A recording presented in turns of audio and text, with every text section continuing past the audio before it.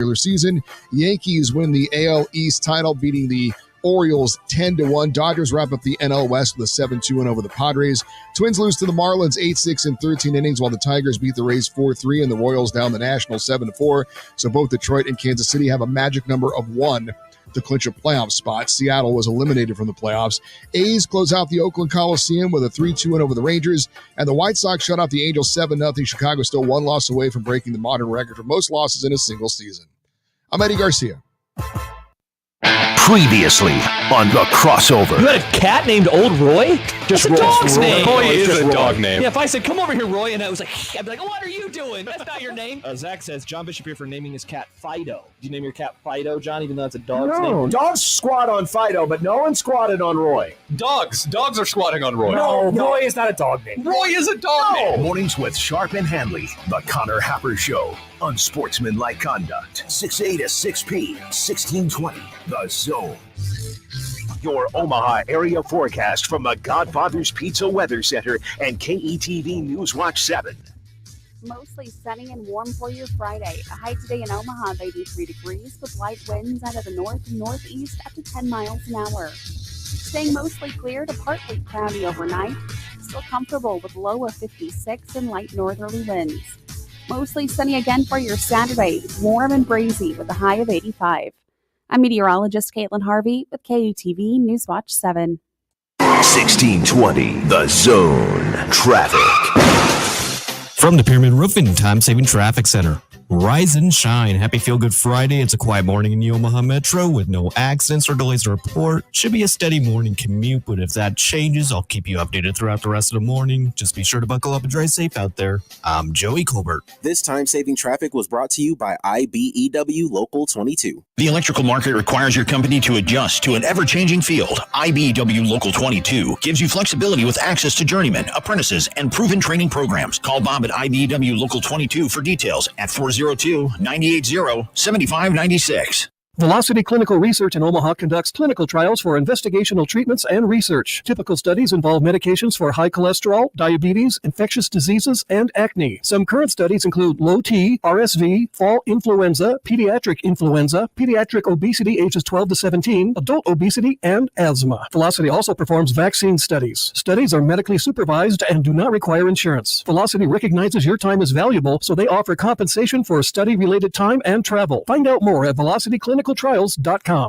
At Woodhouse Chevy, we believe in the power of performance.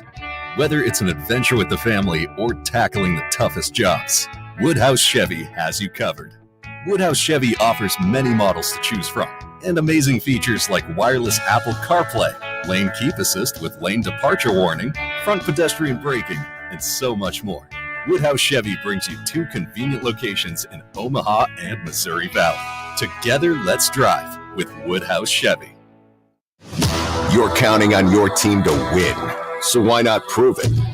By placing your bets at Warhorse Sportsbook. Their win is your win. Put your money where your mouth is on nearly every sporting event. Use the Warhorse app to check odds and build your bets before placing your wagers in person at Warhorse Casino, including live in-game betting. No bets, no glory.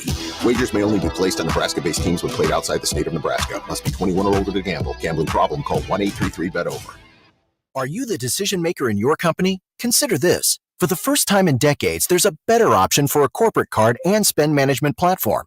Meet Ramp, the only corporate card and spend management system designed to help you spend less money so you can make more. With Ramp, you get full visibility into your company's spending and control who spends what with each vendor. Ramp's software collects and verifies receipts instantly to save your team valuable time. Ramp automates data entry and routine tasks with automated approvals, expense categorization and bill payments, time-consuming tasks, which means you'll stop wasteful spending and close your books in hours instead of days. Businesses that use Ramp add up to 5% to their bottom line the first year. If you're a decision maker, adding Ramp could be one of the best decisions you've ever made. Get $250 when you join Ramp for free. Just go to ramp.com/sports. Ramp.com/sports. ramp.com/sports. Cards issued by Sutton Bank and Celtic Bank, members FDIC. Terms and conditions apply. I'm Rhett Lewis with NFL Network now on the Westwood One Radio Network. Week 4 kicked off at MetLife Stadium as the Cowboys beat the Giants 20-15. Dallas now 2-2. The Giants fall to 1-3. Dak Prescott threw for 221 yards and 2 scores. CeeDee Lamb had 7 catches for 98 yards and a touchdown. Not all good news for Dallas. Micah Parsons left with an ankle injury, and DeMarcus Lawrence left with a foot injury.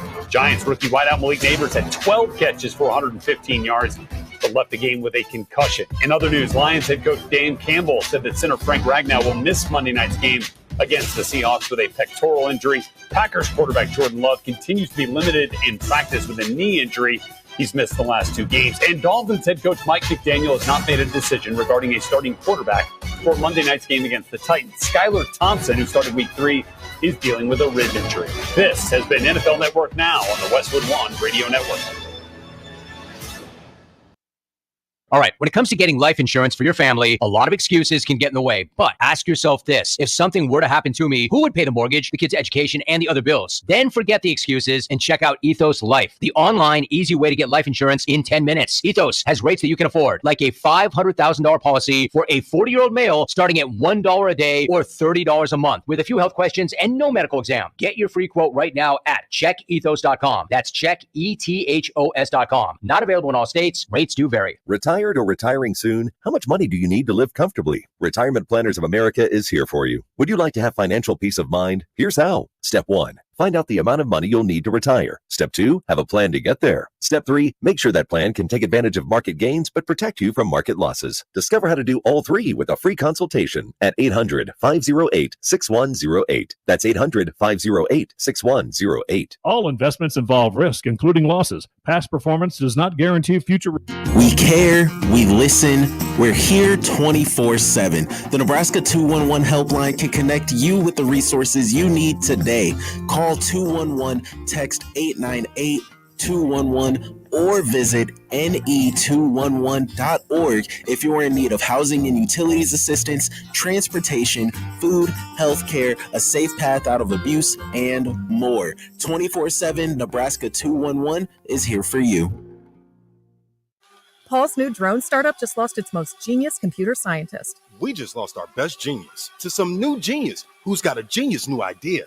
I'm going to have to find a new genius or 2 half geniuses and fast. He needs a computer scientist that can keep his startup from falling down. I need Indeed. Indeed you do. When you sponsor a job on Indeed, it's easier for talented candidates to find it, which makes it easier for you to hire them. Visit Indeed.com/credit and get $75 towards your first sponsored job. Terms and conditions apply. Husker Preview Friday is powered by McInnes Roofing and Sheet Metal. Looking for trusted experts to protect and enhance your home or business? We are McInnes, Nebraska and Iowa's go-to choice since 1981. For commercial or residential projects, trust McInnes Roofing and Sheet Metal. Visit McInnesInc.com today. 1620 The Zone. Lots remains to be seen what the weather conditions are going to be. We're expecting it to be wet and really windy, but you know how hurricanes are; they can shift past. So, well, I think the improvement happens during the week. I think our guys have had a great week of practice, a great week of preparation, a great week of honest evaluation, staff, coaches, everyone. I think you learn more about yourself when you go through some adversity than when you have success, right? It's an opportunity to the great ones, they don't just bounce back; they bounce back and elevate. And we're looking to see ourselves bounce back and elevate. And again, you're never going to be a relevant team in the Big Ten if you can't win on the road. Live from 50th and Capitol Avenue in the Big O. This is Mornings with Sharp and Handley on 1620 The Zone, 1620thezone.com, and 1620 The Zone TV. Now here's Gary, Nick, and Jimmy. You're cooking with gas. We'll see. Coming up 11 a.m. tomorrow morning, Nebraska and Purdue. Good Friday morning, everybody. Football Friday Fiesta ahead of a monumental week in college football. Week number 5, Nebraska 3-1, Purdue 1-2. They meet in West Lafayette. Remnants of Hurricane Helene are making their way into Kentucky and Indiana. Could be a wet track. That means 60-plus passes on both sides. One team's not throwing the ball very well. The other team could run the ball against that defense. Let's throw the ball. Let's have Air West Lafayette. for a sleepy 11 a.m. game. How many times did Riker Fife throw in that? It was 50. Way too much. Yeah, I think it was 50. Yeah, there are some weird games that happen in West Lafayette when the team from Lincoln, Nebraska goes out there. There's nothing normal about the games that are played there. No. Will Saturday be a normal game? Get in, get out, get home, have a victory cigar, get ready for Rutgers. Oh, Jalen Graham said? Mm-hmm. Oh. I don't know. Oh, you just said victory cigar. I don't know that Nebraska would get to that point where they would get to their third string quarterback, or will he be the second quarterback that plays, but he's actually the third quarterback that's in the game? Yeah. See what I'm saying? Uh-huh. See what I'm saying? Yeah. All right. Good morning, everybody. Off and running. Football Friday Fiesta. The whole gang is here. Congratulations, Jimmy. This is your Victory Friday after your Cowboys somehow, some way. It went exactly as I thought it would. I told Nick when I saw him this morning that so it gets to 17-15, and I basically was like, "This game's terrible. F this. I'm going to bed." This is what's going to happen. Wait a minute. You did not watch the entire game? No, I knew it was going to happen. You didn't see the final drive? Yeah. You did not watch them to hold on? Yeah. This is why. I knew the Cowboys would get a field goal in the next drive because touchdowns. Who does that? And then the Giants would drive and either win the game, and it would be a typical game, or they would stop them at the end. And I'd be like, that was not worth sacrificing an hour of sleep. So. Well, you did have a moment, though. If you were awake, you would have seen the missed field goal that led to the final possession, and then you might have been like, oh, God, here we go again. See? But I thought you were going to go a different route on that. I did see CeeDee Lamb do his thing and then decide, hey, we're 1-2. Let me get a 15-yard taunting penalty. But that's not the final possession. No. Is not the story of that missed field goal. That missed field goal was a very bothersome to some bettors out there. Oh, yeah. So it's 20-15. Aubrey lines up. Yes, and then that gets Was it the first time in his career he's missed a 50-plus yarder? Yep. He made a 60 earlier. Yeah. Damn. So he misses that field goal, which was kind of important to some people. Yeah. And it's no good. And the Giants do get the ball back, but the Giants are the Giants, and you know how it ends. And the Cowboys hold on. And Dak Prescott continues that long win streak against the Giants. He owns MetLife Stadium. Yeah.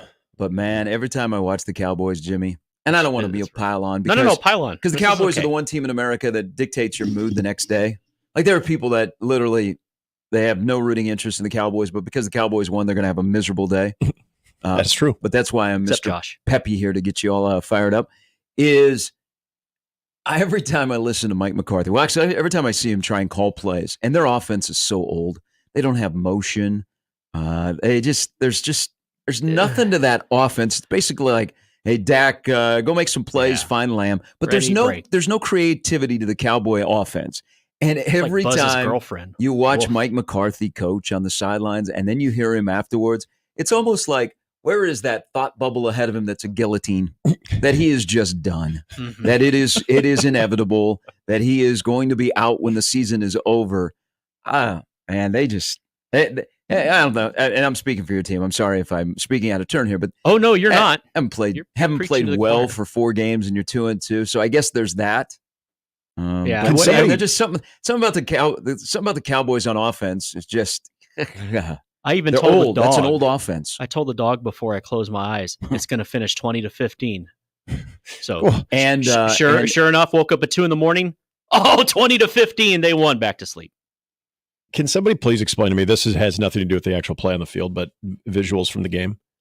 And Jimmy, maybe you know this. Maybe I haven't been watching Cowboys intently. No, this is every time they'd show Mike Zimmer, there was a guy that was wearing a Tom Landry hat on the sideline. Oh, the doctor. Is that the doctor that just that hat is a little closer to Bum Phillips? Yeah, they have a doctor that wears a cowboy hat all the time. No, this was actually last night though. Was more of the Tom Landry. Well, it wasn't a cowboy hat. This was more of the Tom Landry. Was Jason like Mraz could we call it a fedora? He used to wear a fedora. Yeah, I mean this was kind of more like Tom Landry fedora.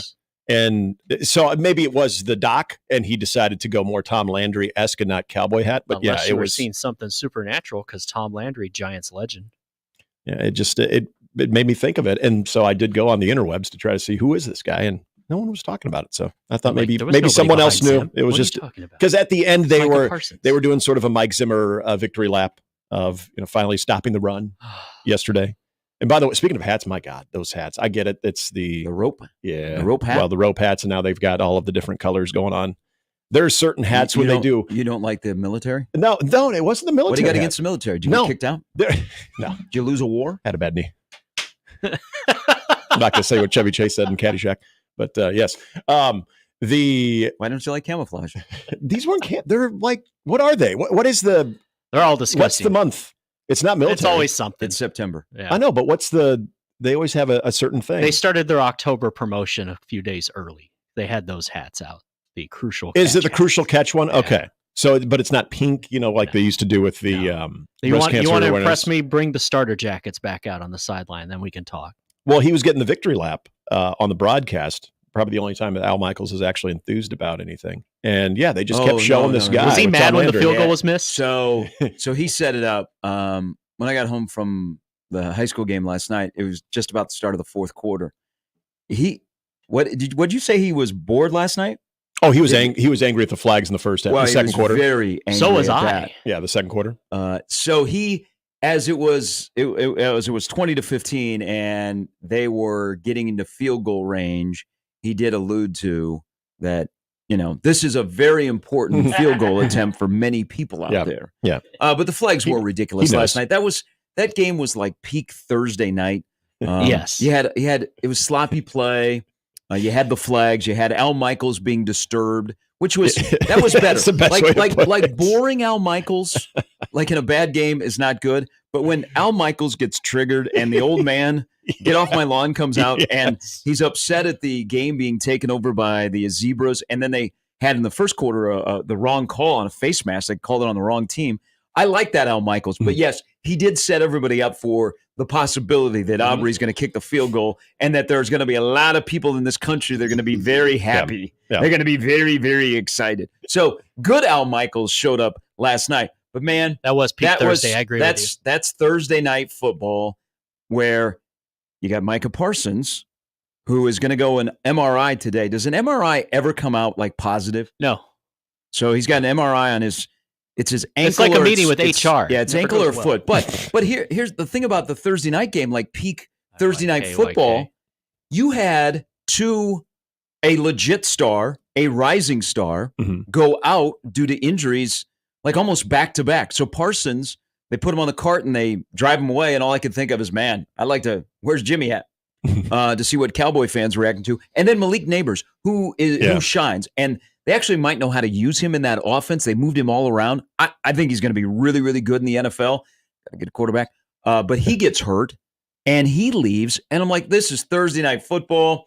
Now, I don't think either injury was because of the turf, which has a history at MetLife. You hope that it's not, but that would fall right in line with the Thursday night games. That was peak Thursday night football. Yeah. Injuries, not great football, and but the Cowboys are 2-2. This is why I was glad I don't think they play on Thursday night again. Thanksgiving doesn't count. Hey, so how about this? I was trying to fill up my betting card for the weekend, and I was looking over some nuggets.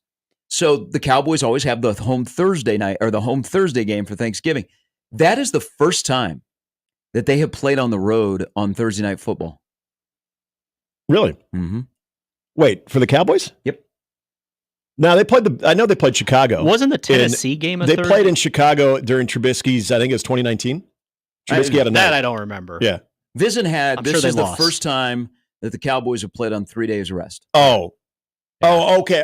I know what you're saying there. Okay. Cowboys and Giants do this again on Thanksgiving. That Thursday night game in Chicago, they might have had a 3 bye. days rest. Yeah, they might have had a bye. Yeah, because the only reason I remember that is because that was when I had completely lost it on Trubisky, but then he actually had a really good night, and then that led to the Friday Jerry Jones going off on one of the Dallas radio stations when they were interviewing him, where he says, "I don't have the patience to jack with you today. Get your damn act together."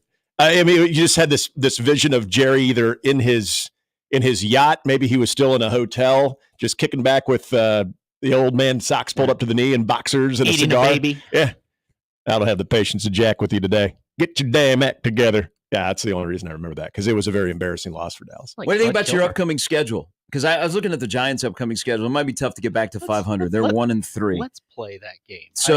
So Parsons goes down. They got 10 days before they play the Steelers. 8-1. Tie on Thanksgiving. 9-9 against the Giants. There we go. Happy Thanksgiving. Puke up your turkey. Oh. Where are we? Wow. Oh, Steelers on the road next week. That's a big L. But they have 10 days. Lions, L. At Niners, L. At Falcons, W. Eagles. Fight. Well, we'll give them a win. Eagles We'll give them one win. Texans, that'll be an embarrassing loss on Monday night, and that'll be D'Amico's big coming out party. Like, oh, they're for real. At Washington, you know what? I'm going to say Jaden Daniels plays well. They'll lose that. They'll tie the Giants. They'll beat the Bengals because somebody else will be coaching them by then. At the Panthers, we could suit up and win that game. Whoa! Hey, you're not seeing lay some Andy respect Dalton? for the old Raiders there too. Andy Dalton might beat his former team this weekend. Mm-hmm. Tampa win, and then Not at a Eagles chance. and Commies loss. Actually, I take that back. I'm kind of on the Tampa All right, train. so you think maybe now they might get the first overall pick, just judging off your. Did I even say a win in there? They're 2-2. I'm pretty so sure you I talked think I yourself got into them lossing 3-14. But their upcoming schedule is kind of interesting on where they're going to go in a division that, I mean, what do we think of the Eagles? I think the Commanders they'll be okay. Improved. I mean, could that division be won with 9 wins? Yes. Also the highlight of the Al Michaels experience last night too, and this was the second quarter where he was at peak. I've had it with the officials, was when they said there are fouls on both teams, and he said, "I'll bet." He's so B. You don't say. You're right. I feel like in the past, and maybe it was the Chris Collinsworth, they've been together so long that there was and I think he genuinely appreciated Chris Collins. I'm not saying he doesn't with Kirk Herbstreit. That's just a new relationship.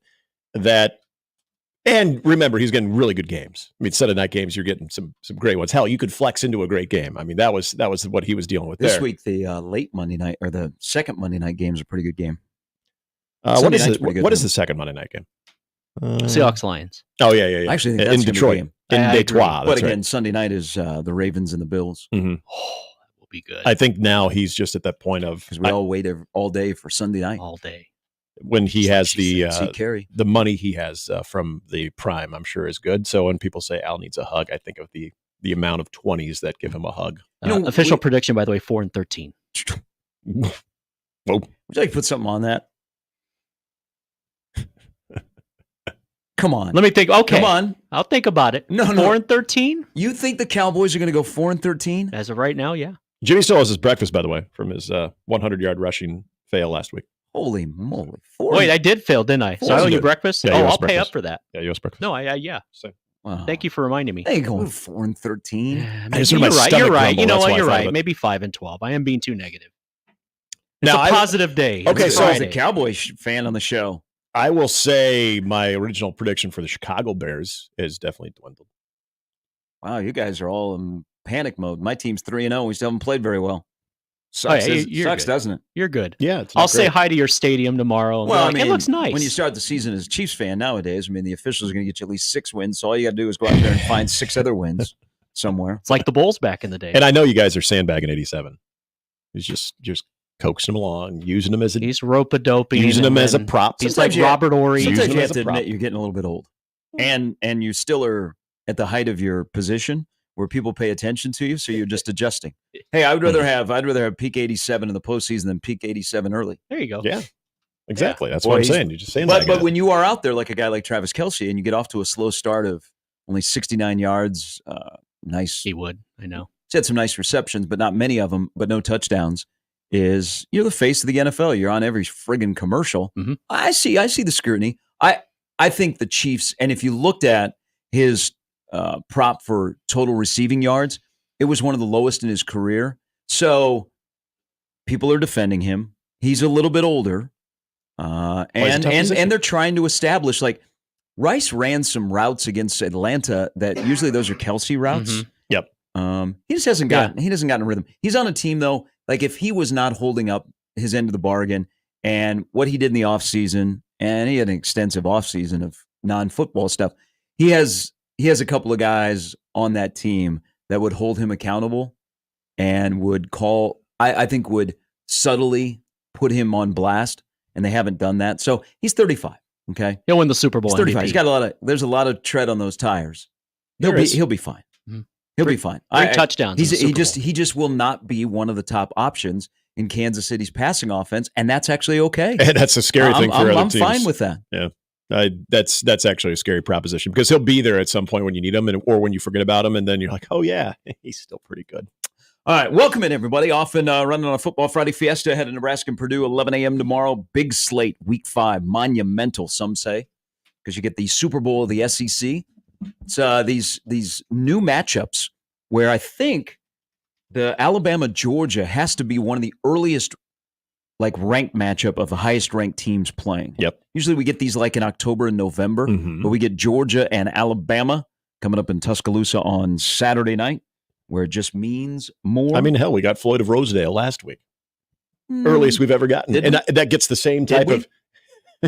Do we want Iowa and Minnesota to play 3 times this year? No. I think we might want Georgia and Alabama to play 3 times this year. You wouldn't want to see that in the college football playoff, eh? Brett Ciancia will join us coming up in about an hour. He will actually be in Tuscaloosa for the game on Saturday night. His whirlwind trip around America to go see college football games. And, of course, Nebraska and Purdue. Nebraska 10-point favorite. The total is about 48.5 for the game tomorrow in West Lafayette. So we will break that game down because we need a title for the game. Have we titled this game? Everybody likes to title games. Ooh, I thought about this. Have we titled the Nebraska-Purdue game? Remember in Breakfast Club, the whole theme of what they had to write the essay when they're in Saturday school was, who am I? Who am I? Okay. All right. So it's the who am I game. You are following this as an identity game. Yes. Or the who are you game. Who am I? I'm As a a walrus. song. Yes. Cuckoo Cachoo. It's the who am I. All right. So label that. That's the Nick has attached the who am I game to Purdue. See the is t-shirts this just for Nebraska or is this also for Purdue? I'm going to say or do you already know who Purdue is? I think you know who Purdue is. I think Purdue is in a offensive, maybe not even offense, because I know they want to run the ball and they've got 2 guys that they can, but I think they're more in the quarterback identity crisis right now. So I think that's a little bit of who they are until Hudson Card or whatever they want to do at quarterback is actually approved. You're advocating a quarterback change. Well, when you have the game that you have last week too for a guy in second year in a system, I would say that all options are open. Are you hearing things that there will be a quarterback change? I've not heard that. I would be not hearing that they're actually going to. I'd be a little bit surprised, even with his struggles of the last 2 games. Billy Dickin warming up in the bullpen. I would say if he has another game like he did last week, especially throwing the football, that they will consider all options at that spot. Why wouldn't you? I don't think Hudson Card has done anything to solidify that right now. I don't know. I've heard I don't even know who the backup quarterback is. Nor do I. I just know he's played very, very awful. And when you're a team that is playing very, very awful with your quarterback has not been a help. Unless their backup situation is so bad that they're like, we got to sink or swim with this. So there's part of Nebraska's defense against their offense where they travel by land. I don't know if you know this or not, but the Boilermakers don't travel by air. Yeah. If you're a good Boilermaker, Purdue Pete does not take flights. He doesn't drive to Indianapolis and get on a flight and head across the country. Purdue Pete likes to get in that train and drive across the country. So that's how Purdue operates. I think the notion of Hudson Card being this wheeler dealer is a little bit overblown.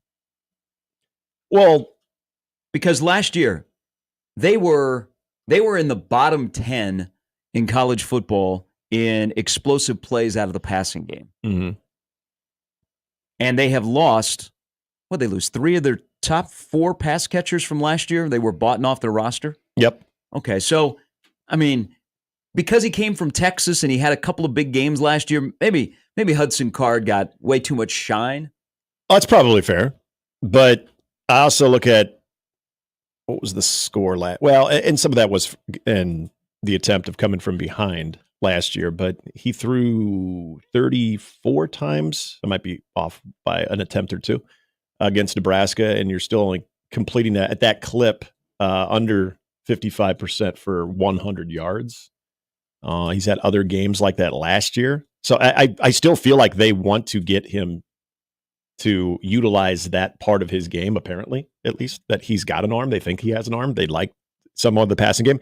Maybe you're right. Maybe this year there hasn't been as much emphasis on that, so maybe that's where I need to back off of this. Well, I think their strength is running the football. They got Maccabee and Love, and they don't expect Hudson Card to be 7 of 17 for 56 yards.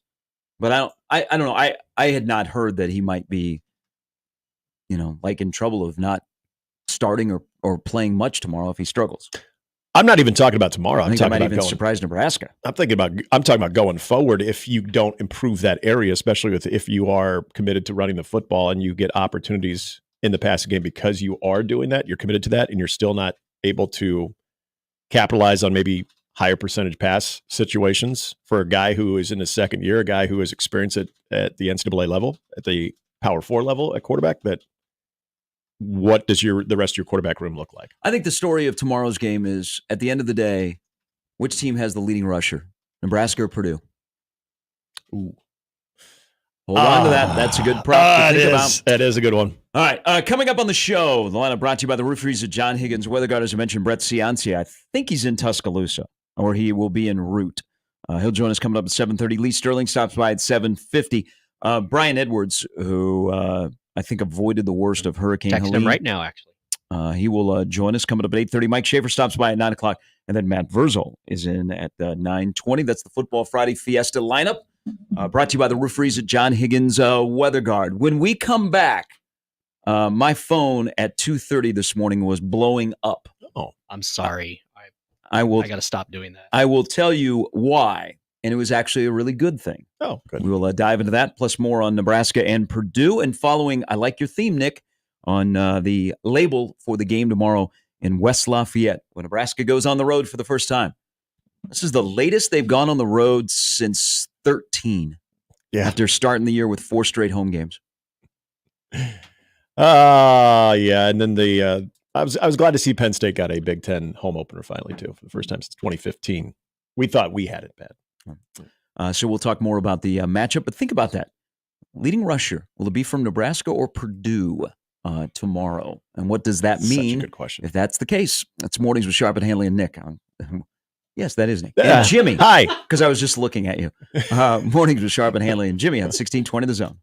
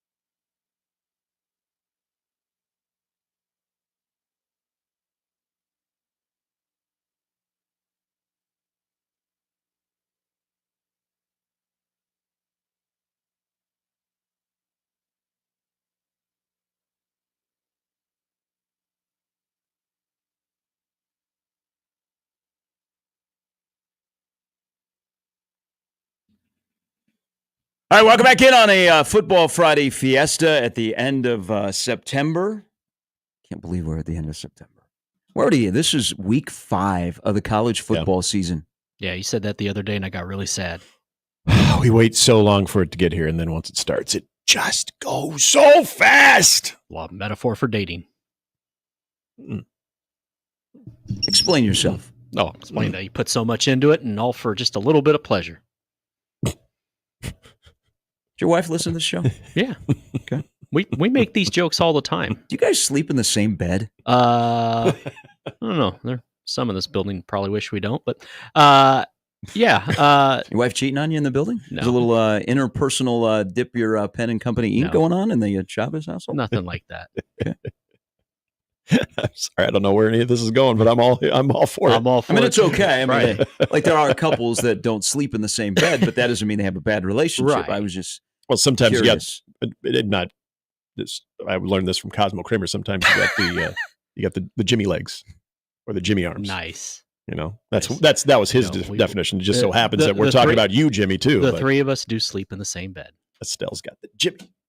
It's the dog's bed. We're just Thank you. allowed to stay in it. Thank you. I'm glad you inserted that because people I that know. maybe don't know that your child is your dog, which is so precious to you and your wife, that they would think, wait, what?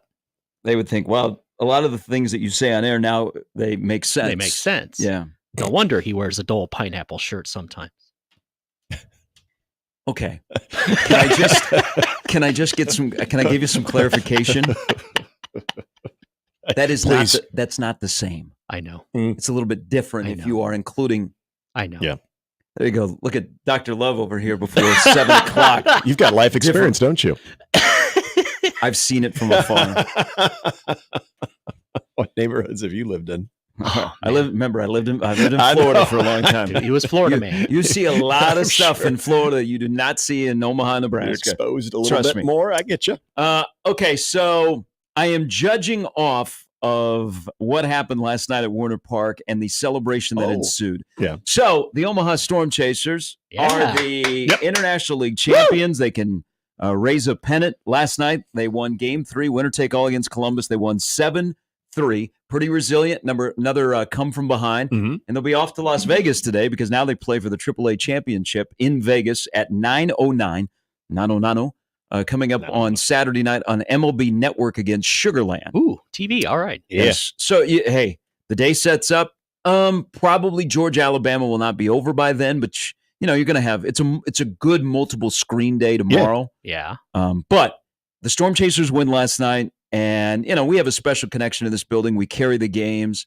Connor and myself spent a lot of time out at Warner Park working for and with the Stormchasers. So, It's not necessarily in AAA. It's all about family, fun, affordable entertainment. Mm-hmm. And you put on a show, and a lot of people will leave the ballpark and they have no idea if the Chasers won or not because that's sometimes not the goal. Yeah, majority of the time, it's not the goal in minor league baseball. It's about development.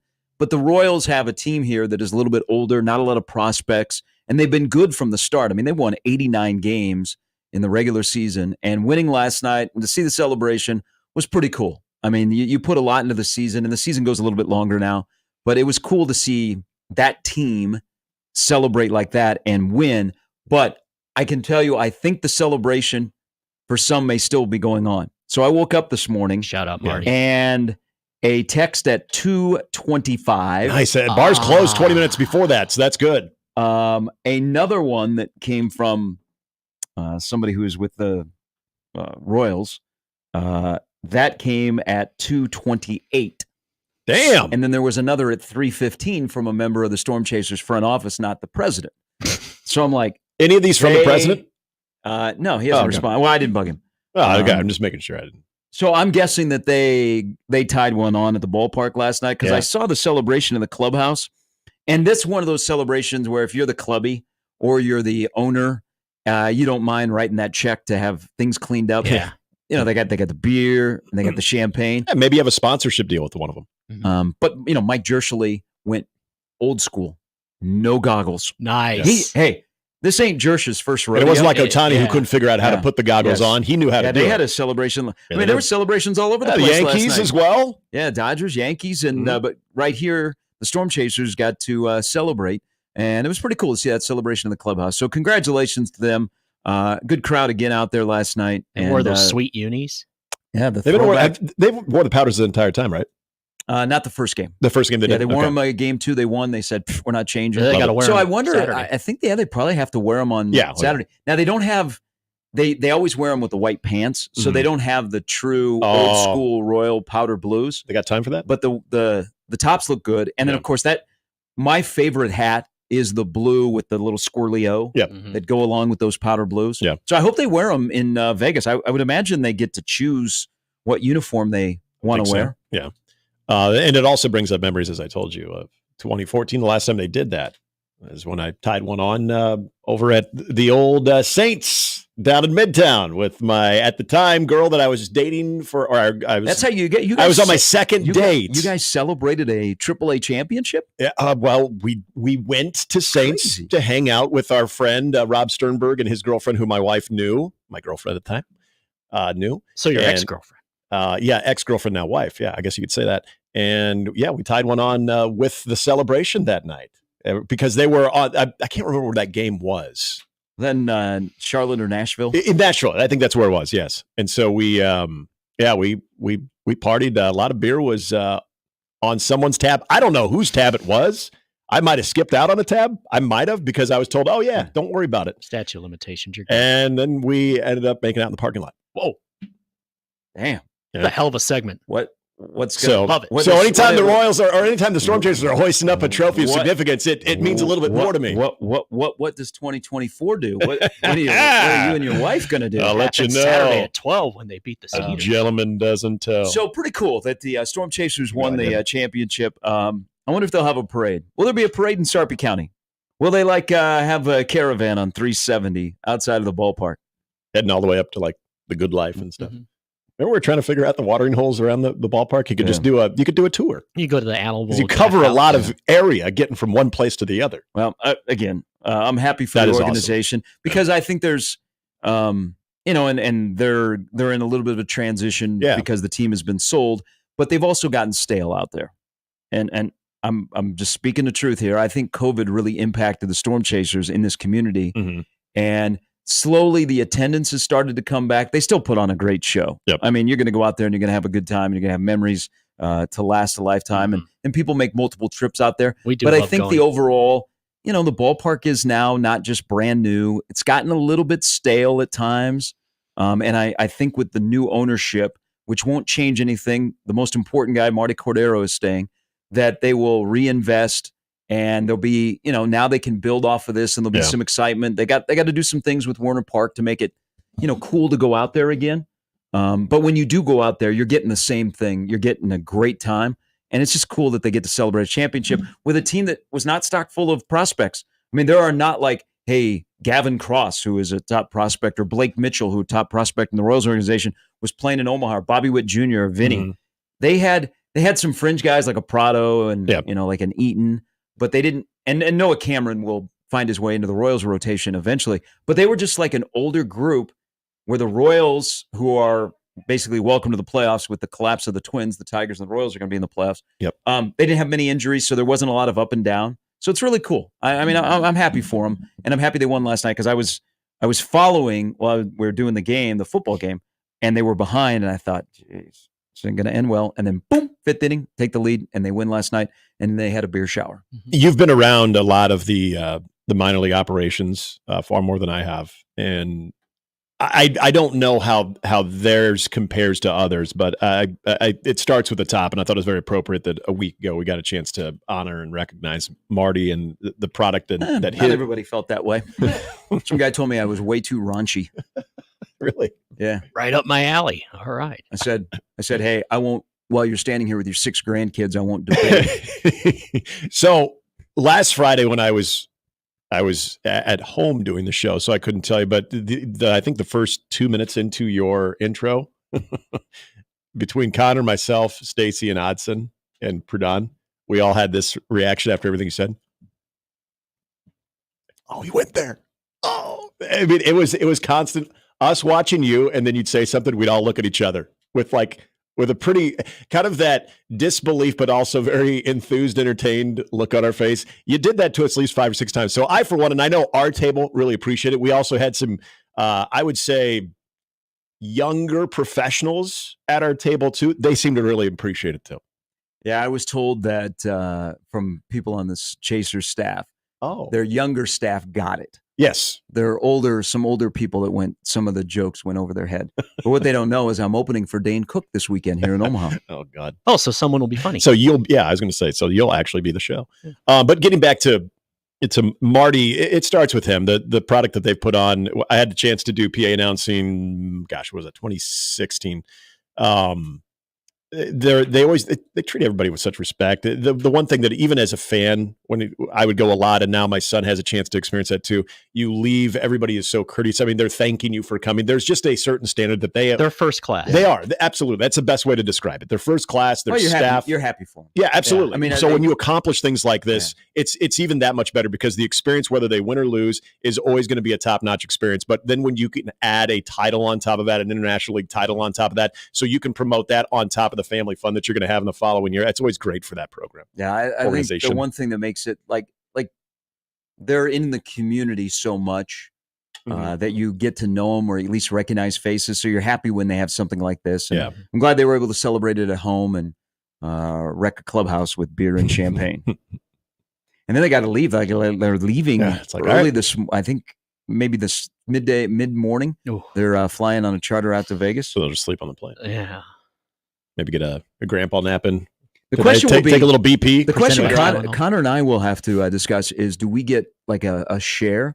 Oh yeah. Like, do we get like $100 or do we get a ring? You should get a ring. Or do I get like a John Rave bobblehead that's left over from August? No, you guys should. You get some of the old closet giveaways that are still left over. Some of the giveaways that they held behind for season ticket holders that didn't claim it. The things that they had in a bin last night that was half off that didn't get sold. So like, all right, now it's time to take care of the people who make this thing move. Hey, thank you, Mr. Official Score, for arguing with the manager about if it was an error on Nelson Velasquez on a play in left field or not. Yeah, when you get some text or messages, at least from Jersh on certain calls later in the day of like, hey, by the way, like that's when you got the direct line to the guy to the he's got such a funny voice on the phone. Skip. But I was happy for him. Did Connor did he stick around late? I mean, I know he's got dad duty now, but he tweeted out, he took a picture. I saw the them, team picture, on the field. So I'm hoping he got in the clubhouse though. I don't know. I don't think that would not be appropriate. If Happer made his way into the clubhouse on his own. No, if they invite, I figured they'd probably invite him. I'm gonna wreck him. I don't know that. Like the guys are like, hey, come on, man, come on in. You're the hurl the pearl guy. Oh, come on. Everybody is fair game. I don't know. The video I saw from the clubhouse, it looked like they were all just players and staff. That's awesome. But I mean, we'll have our own. Maybe Connor went out to his SUV in the parking lot and had his own little celebration. Yeah, like maybe some of the staff started honking. He went Stone Cold Steve Austin. The game day ops just started cracking them open right there in the parking lot. That'd be great. Nice picture. So the Stormchasers play tomorrow night. They're on MLB Network. They play at 9:09, which is a great start time. 9:09. Against Sugarland. It'll be on MLB Network. It is out in Vegas. It is for the AAA championship. So not a bad year for the Kansas City Royals and the AAA affiliate. Mm-hmm. Maybe they'll have a parade down Interstate 29. The Arkansas Travelers, they won the AA, the Texas League. So. Damn. This is a banner year. Yeah. I guess that just means that Kansas City is going to be your dark horse to be playing in a World Series. I don't think they did. No, I think it's Detroit. Oh, okay. Yeah. That's Benetti had a gold line yesterday. Benetti had a banger of a line, and I think when you are in a city like Detroit that they love their pro team so much and they haven't been able to experience consistent success. I mean, the Bad Boys are a long time ago. The Red Wings success is a while ago. Last year, though, for Detroit. Between the Lions and now the Tigers. And then you have Benetti who leaves the White Sox. Yeah. And he's the voice of the Tigers. Yeah, his call yesterday as they closed out their come-from-behind win over Tampa Bay was perfect. Mm-hmm. He has turned into one of the best broadcasters out there, regardless of sport. Great man, from baseball, basketball, and football. But he just seems he always is a guy on the air that has the appropriate words for the situation or has no words at all, where he just lets the situation play out, like Dallas Braden yesterday, or the post-game show with the A's and all the emotion. I mean, that's the thing. You look at like the Chaser celebration, the emotion that Nebraska football brings out, the A's, the Tigers. The great thing about sports, and it really hit home yesterday watching the funeral at the Coliseum in Oakland, is that sports is so much family and community, and there's an emotional tie to it.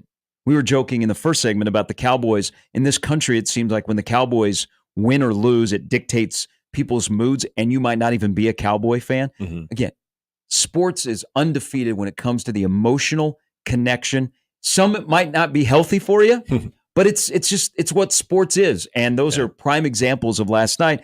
And it kind of is, for me, as a guy that grew up in a baseball family, it's why you're so damn romantic about the sport, because you have such an emotional connection to a broadcaster or a team or a city that if you do have your heart ripped out by a debacle of a move by an owner who is greedy and the rest of baseball that nobody stood up to say, this is not right and this is going to fail. And you know what? You're never going to move to Vegas. I don't know what was going to happen here. And they're going to allow a Major League Baseball team for 3 years to go play in a minor league park. You get emotional about that? I mean, that's the connection. That's the part of sports. And I don't know, maybe it just seems like more in baseball. No, you're right. That was a rough watch yesterday, though. You're right. You're seeing a packed house at that game. A lot of the crowd shots, especially as the game came close to an end, you had a lot of the different things that were delaying the inevitable.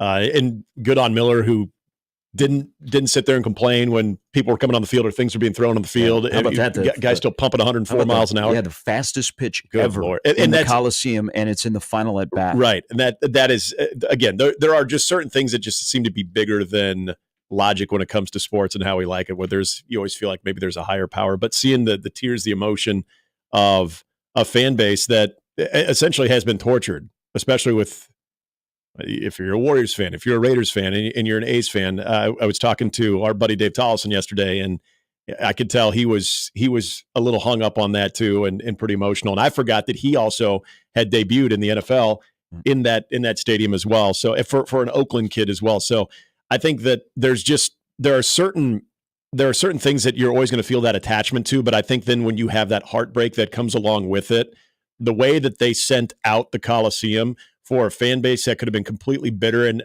someone had brought this up yesterday of you feel bad because you don't want to do any more lining the pockets of your owner, but you felt obligated to send that venue and that team for the last time you're ever going to see them there off the right way. You would have thought that was a Yeah, you would have thought that was an afternoon postseason game. It was a balance between being angry and nostalgic. Yep, yeah, absolutely.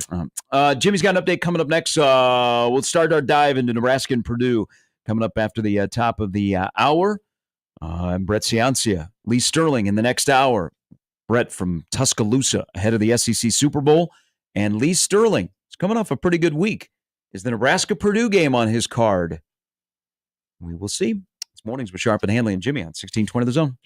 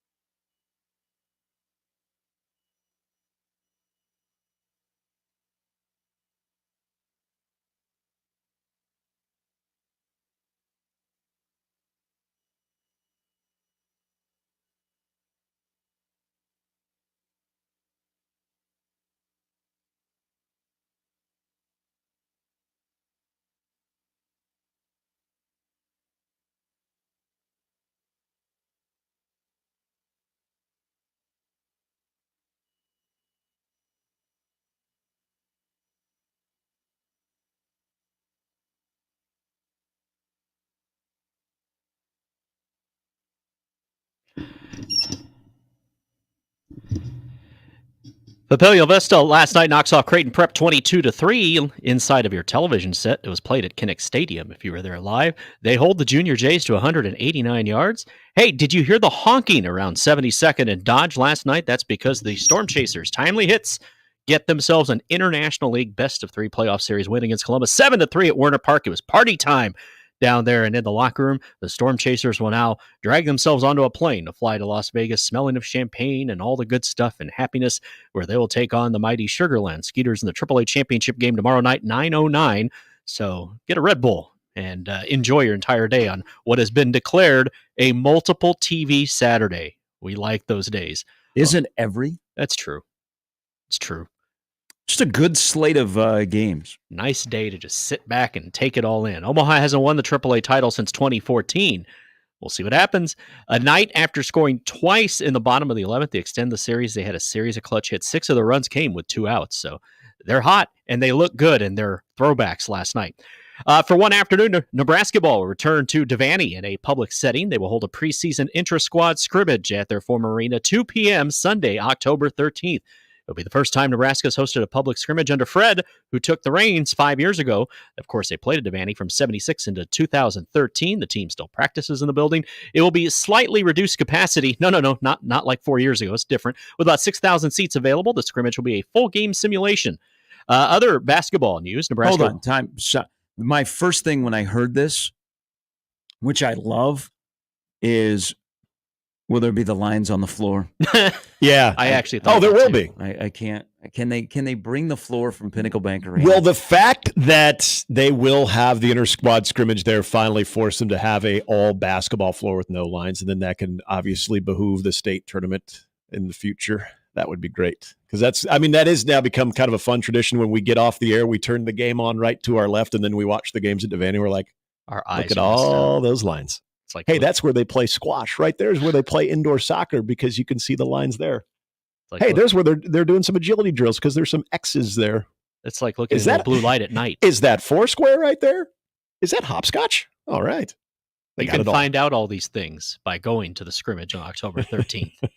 Nebraska women's basketball's Alexis Markowski captures the preseason All Big Ten honors for the 3rd consecutive season. No surprise. She's one of 10 players across the conference's 74 teams to earn preseason recognition from both the Big Ten coaches and media. She also earned preseason All Big Ten honors as a junior last year, the year before, after being named Big Ten Freshman of the Year following the 21-22 season. Man, life comes at you fast.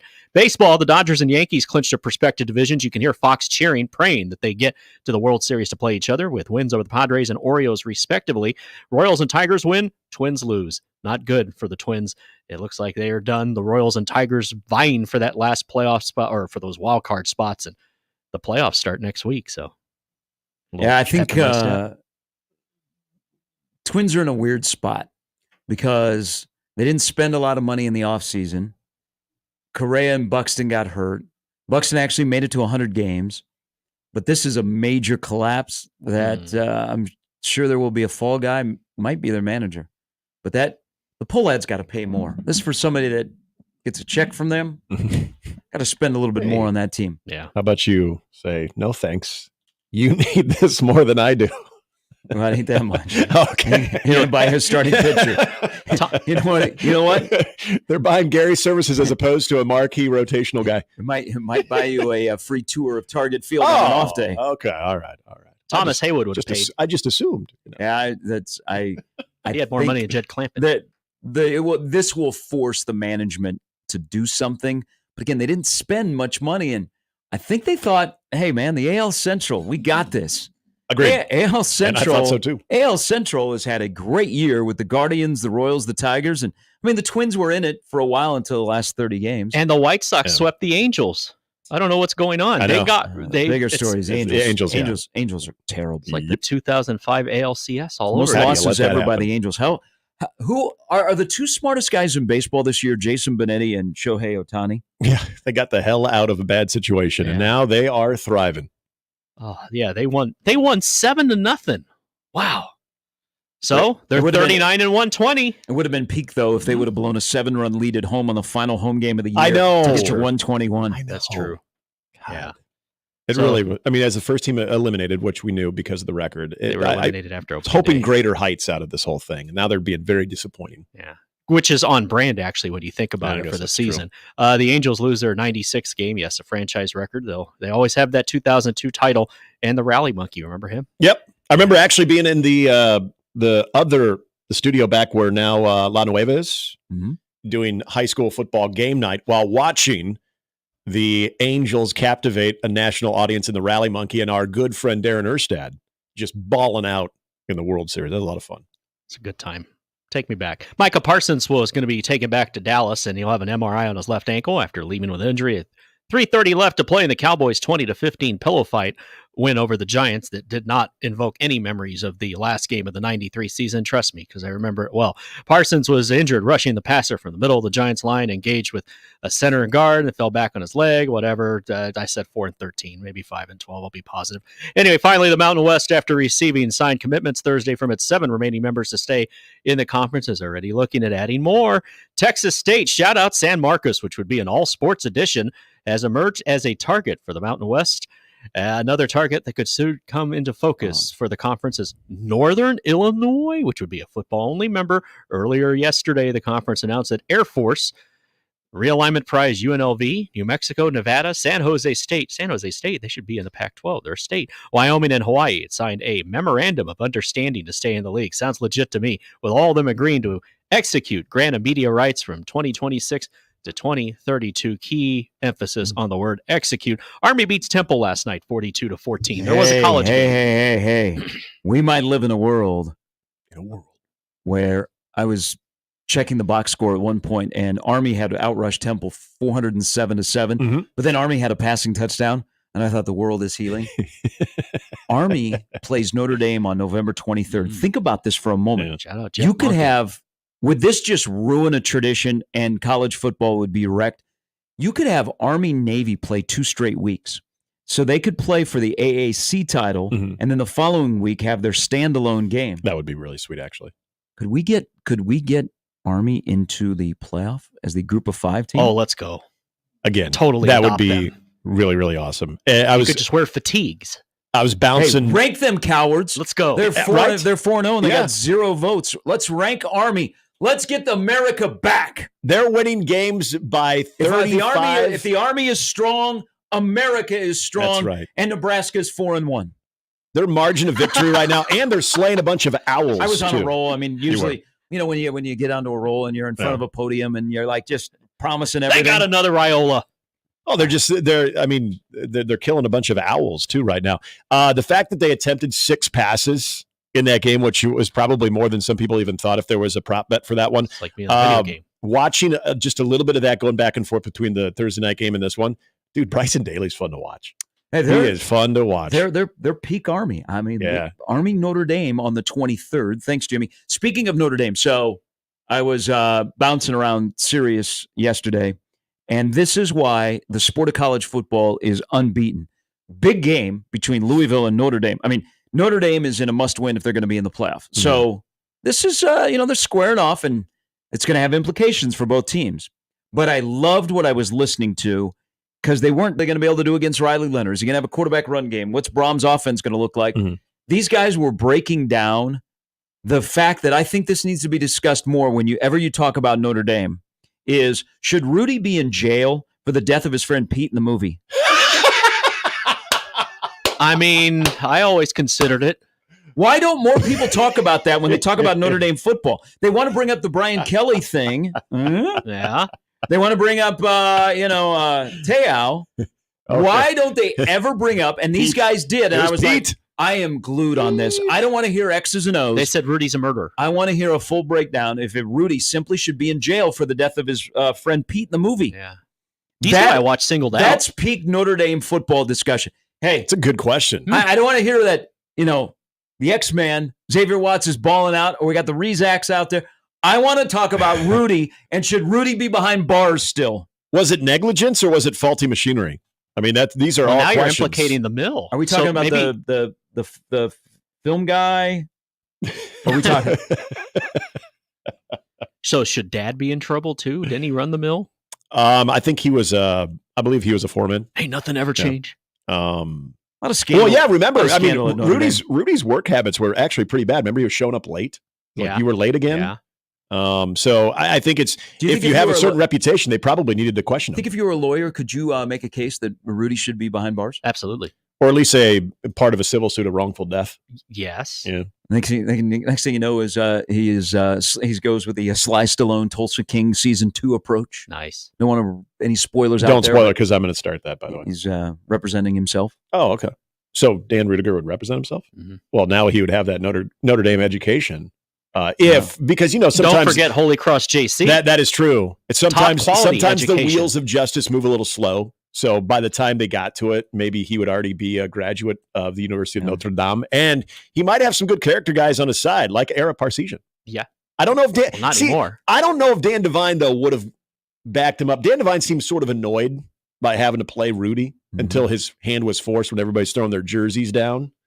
So I don't know if Dan Devine's going to necessarily show up, but I bet Ara Parseghian would have been a character. Hey, Mateus would have showed up. Discuss it amongst yourselves. Mateus if you're at a Notre Dame watch party. Just bring it up. cheer for. Should Rudy have gone to jail? It's actually so. I mean, the whole thing was Rudy was offsides, which is still to this day one of the funniest signs on College Game Day ever. Did they blame the Chiefs for that? So you go to the offsides part of it. Now you take it a step further and be like, hey, yeah, should at the very least he be held accountable for Pete's death from a civil suit? All right, Brett Ciancia from Pick Six Preview is going to come up here in a little bit. Nebraska and Purdue. Ask him this. Just put my pulse on the streamers. Nebraska, in a worse way, needs a victory tomorrow morning, beginning at 11 a.m. For people that follow the program, root for the program, we're going to do a post-game show. The vibe is very cautious. Sip said nervous yesterday. I'm sensing here from reading through our amazing people that are on the stream and are commenting that there is a little bit of kind of what is this going to hold? But the discussion has turned into, will Nebraska run the ball or will they throw the ball? So there are all kinds of stats out there. Purdue's defense has given up 32 runs of 10 yards or more. They're 128th in the country in run defense efficiency. I want to read a quote. This is from Summit Husker Gaming. Remember the quote from the spring, because the discussion will be, well, that means that Nebraska should be able to run the football.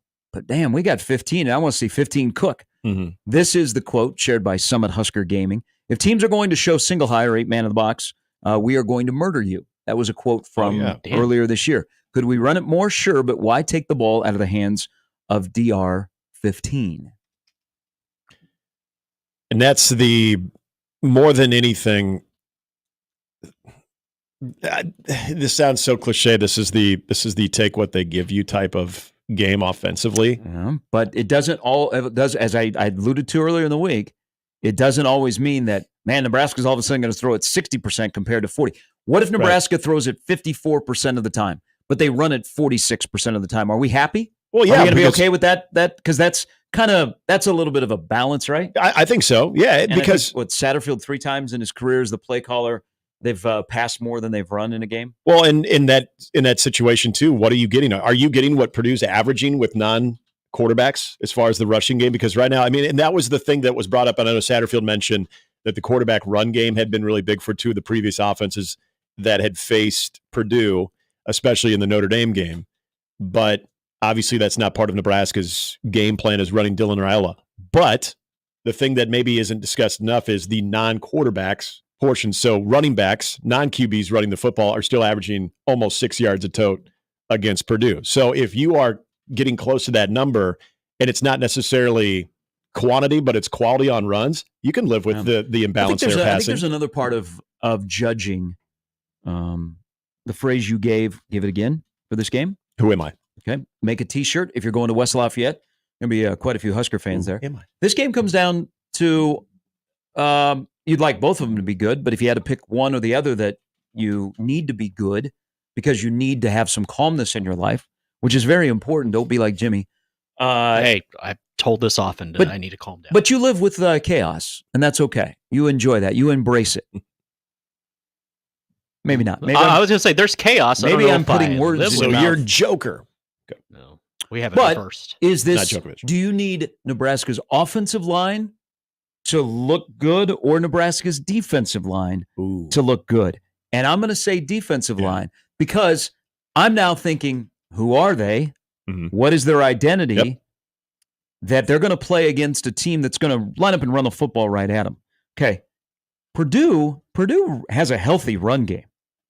Very healthy run game. Mm-hmm. Maccabee and Love are a nice combination. And we know what Maccabee has done against Nebraska. And last week, I should say, 168 yards running against Oregon State in a game where they didn't have the ball very much. They only had the ball for less than half the time in that loss out in Corvallis. So mine is on the defensive line is because you're going to go against not necessarily an offensive line that is going to try and out-physical you, which you've been called on the carpet about your physicality.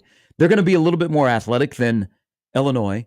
And so your run fits are going to have to be smart. Nebraska's defensive line is going to have some high IQ, and their angles to tackles are going to have to be better because I'm telling you know what's coming next week. Yeah. Rutgers loves to run the football. And right now, if you are in the religion of the PFF is the end-all, be-all, the best offensive line in college football is Rutgers. Watch them tonight. They play Washington. Mm-hmm. It's on the Fox. It's on the Friday game. So offensive line, yes, but I would go in this discussion, I need the defensive line to look the part and give you confidence going into next week because that will be the best rushing game that they will have faced up to that point. Offensive line, also the fact that you're going to start someone new at left tackle. We assume we'll see Micah Mazuka. But Gatula played enough that it's not. He's a new starter, but he's not a new face. Right, but it's not the group that you originally started the season against UTEP with. I'm not trying to say you give the offensive line a pass tonight because, again, that's going to be a big part of it. And as that group tries to find some continuity there, that's something to keep your eye on. But yeah, if we're talking about the identity of Nebraska football going into the season, up until the Northern Iowa game, we said they got off to that 2-0 start. I know I said it, and I think you agreed. They got off to that 2-0 start because they played to their identity. Their identity was what we thought it would be at that point, was very good to the point dominant defense against Colorado, and they showed the offense improved because of elevated quarterback play, smart decision-making in the quarterback position, elevated from a year ago. Those two key things, you felt if Nebraska was to get off to a good start, that was going to be the staples right there. Now your defense has been called out. It's been humbled, to say the very least. And you're going up against not only now a team tomorrow night, but also as you following week as well, that aren't going to try to hide it at all. They're going to run the football. So as we've talked about this defense, and saying the right give up sacks either. Mm-hmm. Rutgers runs for 250. They're going to face Nebraska. Will face one of the best running backs they've faced all year. Offensive line. So I mean, if you are leaky against Purdue, and again they're going to line up and run. Purdue's got a good running game. Yeah. So it's going to challenge you. But if they have struggles again, well, that'd be enjoyable next week breaking that game down. Well, and the other part that's different, which one of the reasons I'm very happy Nebraska gets this matchup is unlike the two previous games where you did have the element of the quarterback run game on top of running backs, you don't have that with Hudson Card. Hudson Card is not going to be pulling the ball and all of a sudden attacking the edge. He's not going to try to run, more than 5 or 6 times, and a lot of those are going to be because maybe something he's flushed out and has to. So you don't have that risk of it. So this is, again, you're absolutely zeroing in on what they have in the backfield between the two running backs of Maccabee and Love. If you know what's coming, this goes back to what we talked about in the frustration thing on Monday. If you know what's coming, you know you have to stop the run, and then you also know that you have to run the ball in these games. Can you do that? This goes back to the who am I? We think we know what this defense is. Now we've got questions about this defense, but this is, I think, as simple as it can be when it comes to what Purdue wants to do to beat you. There might be some quick passing game elements in there, but more than anything, you pointed out Maccabee, what he did last week. In a loss, in a game where they had limited possessions, they didn't hide it at all. They're giving the ball to Devin Maccabee. If you can't stop that knowing it's coming, then what are you? Last year in rushing. Yep. Defensively, what are you if you can't stop that when you know it's coming? Without the threat of a quarterback. This is a good sign for Nebraska tomorrow. If there is no point in the game about Nebraska on the line of scrimmage that you go, man, Riley Van Poppel, go get your helmet. Yep. Like he was asked to do last week. Hey, I was thinking the same thing during that game. Mm-hmm. Nebraska, from Ty and Nash to the next wave of defensive linemen, there's a guy that's missing in the middle. Did you speak too soon? Yeah. I have not seen the 74. I'd be curious to see if he's on it. Well, and did you notice? He could play, and the whole thing about the redshirt discussion is everybody thinks, well, you have to, you only got the first 4 games. I mean, you can pick and choose and play the 4 games. Yeah. Well, and did you notice it was brought up to Matt Rule again? I think this was on Monday. He didn't dismiss it. He didn't shut it down. He didn't say, no, we're. Well, I mean, that's and then Tony White didn't either. That's a sign of a good head coach. Hey, maybe we have to revisit this because we have to do what's best for the football team. We were trying to do the best for Riley Van Poppel, but maybe we got to do the best for the football team. Yep. And guys in that locker room are like, hey, man, RVP can help us. Is he really going to sit out when we could use him, even if he gets 20 snaps a game? So I wonder if he'll be on the travel roster when we probably see that tomorrow prior to kickoff. All right, we will see, and we will talk to Brett Ciancia from Pick Six Previews. He will be at the Georgia-Alabama game. It's like the Super Bowl. A president is going to be there. Yeah, he is. I would love to watch 3 presidents, by the way. Stick to sports, I know, but this is sports. I would love to watch a game with Reagan. I would love to watch a game with Clinton. And I wouldn't mind watching a game with Trump. I would just like to hear observations. No love for W? From all 3. Yeah, now, what about W? The biggest one, nah. I'd drink beers with W. Now, Clinton. I'd maybe watch a baseball game. Clinton would be the one, especially if it was an Arkansas game. Oh, yeah. Okay. Fayetteville in his box. See, I think it's okay to be in the White House and be openly supportive of your alma mater. You should Now, be. most of the presidents are Ivy Leaguers. We need more college football presidents. There we go. Like you grew up in the South or you grew up in Nebraska and that was your team. And you know what? So what on Saturday if you show up, in the war room and you're wearing like a Nebraska hoodie or an Alabama hoodie? That's your team. We need more college football presidents. We don't need Ivy Leaguers in the White House. We need more people that rooted for their team and they sat in Bryant-Denny and they were like, and Roll Tide during a debate. Up against the wall. See, I'm thinking of like locally F Auburn. Party schools. And Tennessee too. Could we ever get a president from UNK? We can't even get a president at a local school.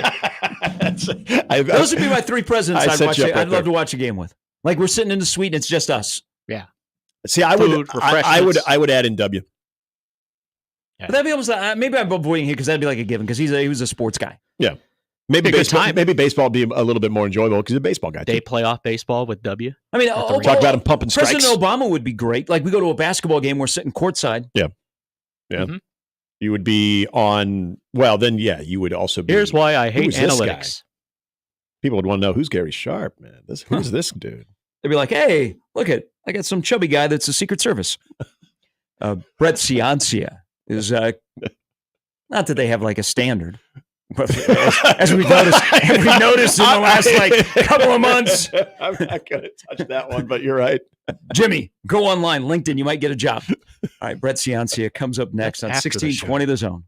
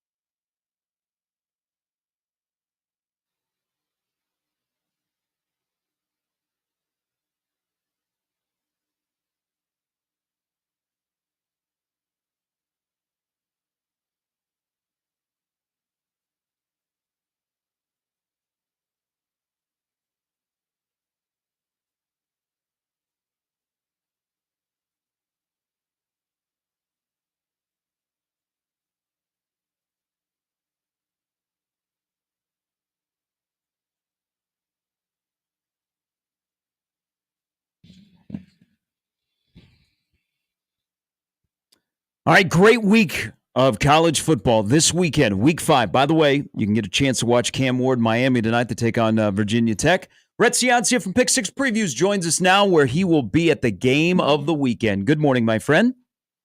Hey, good morning, Gary. Yeah, thanks for having me on. And yeah, I'm down here in Alabama, outside of Birmingham, here for the game of the year in college football. It's got to be. You have 2 top 5 teams. You have 2 dynasty-type programs.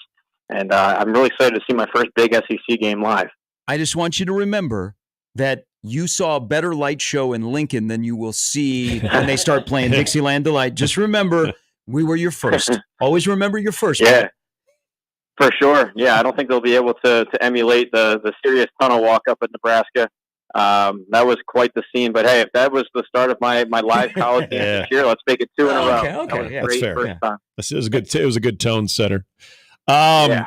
Before we get to the big one, I do want to start with a game that has got a lot of interest, even locally too, because it's all right, what exactly did Nebraska lose to last week? And in State College, we know when it comes to some of the big moments for James Franklin, that's always discussed too. But Penn State on the NBC audience, the primetime game at State College, James Franklin's already saying, have the whiteout energy to his fans, even though it's not the official whiteout. And what Illinois has now shown in a surprising 4-0 start in a team that's trying to solidify themselves as a legitimate top 20 team, what'd you see from Illinois to this point, especially against Nebraska and Penn State, and how these 2 teams match up in State College tomorrow night? Yeah, well, I was a little shocked Friday night with the Illinois-Nebraska outcome. I thought within the game, I thought it was 2 strong teams, but I thought the best unit was going to be the Nebraska defense. I thought that was really a unit that could be trusted, relied upon, and the pick to win it. But when it came to it, in the X's and O's game, the chess match, I thought Barry Lunny Jr. really out-schemed Tony White, or at least at the goal line, opening up some of those touchdowns. They were wide open, and that red zone execution was the difference. So I think with Illinois, it's a solid team. I don't know that they're top 15 or top 10 caliber like you have with the Penn State, really a proven top 10 program at the last couple of years. So I'm going to go with Penn State here. I'm going to go with Penn State big. It's one of the best home field advantages, especially at night, especially whiteout. And I think you're going to see Drew Aller really assert himself as one of the top quarterbacks in the conference. So I'll go Penn State. I think Illinois is solid, but nowhere near the top 10 where Penn State belongs. Road game for the Buckeyes. They are in East Lansing to take on Michigan State. Do we know who Ohio State is yet?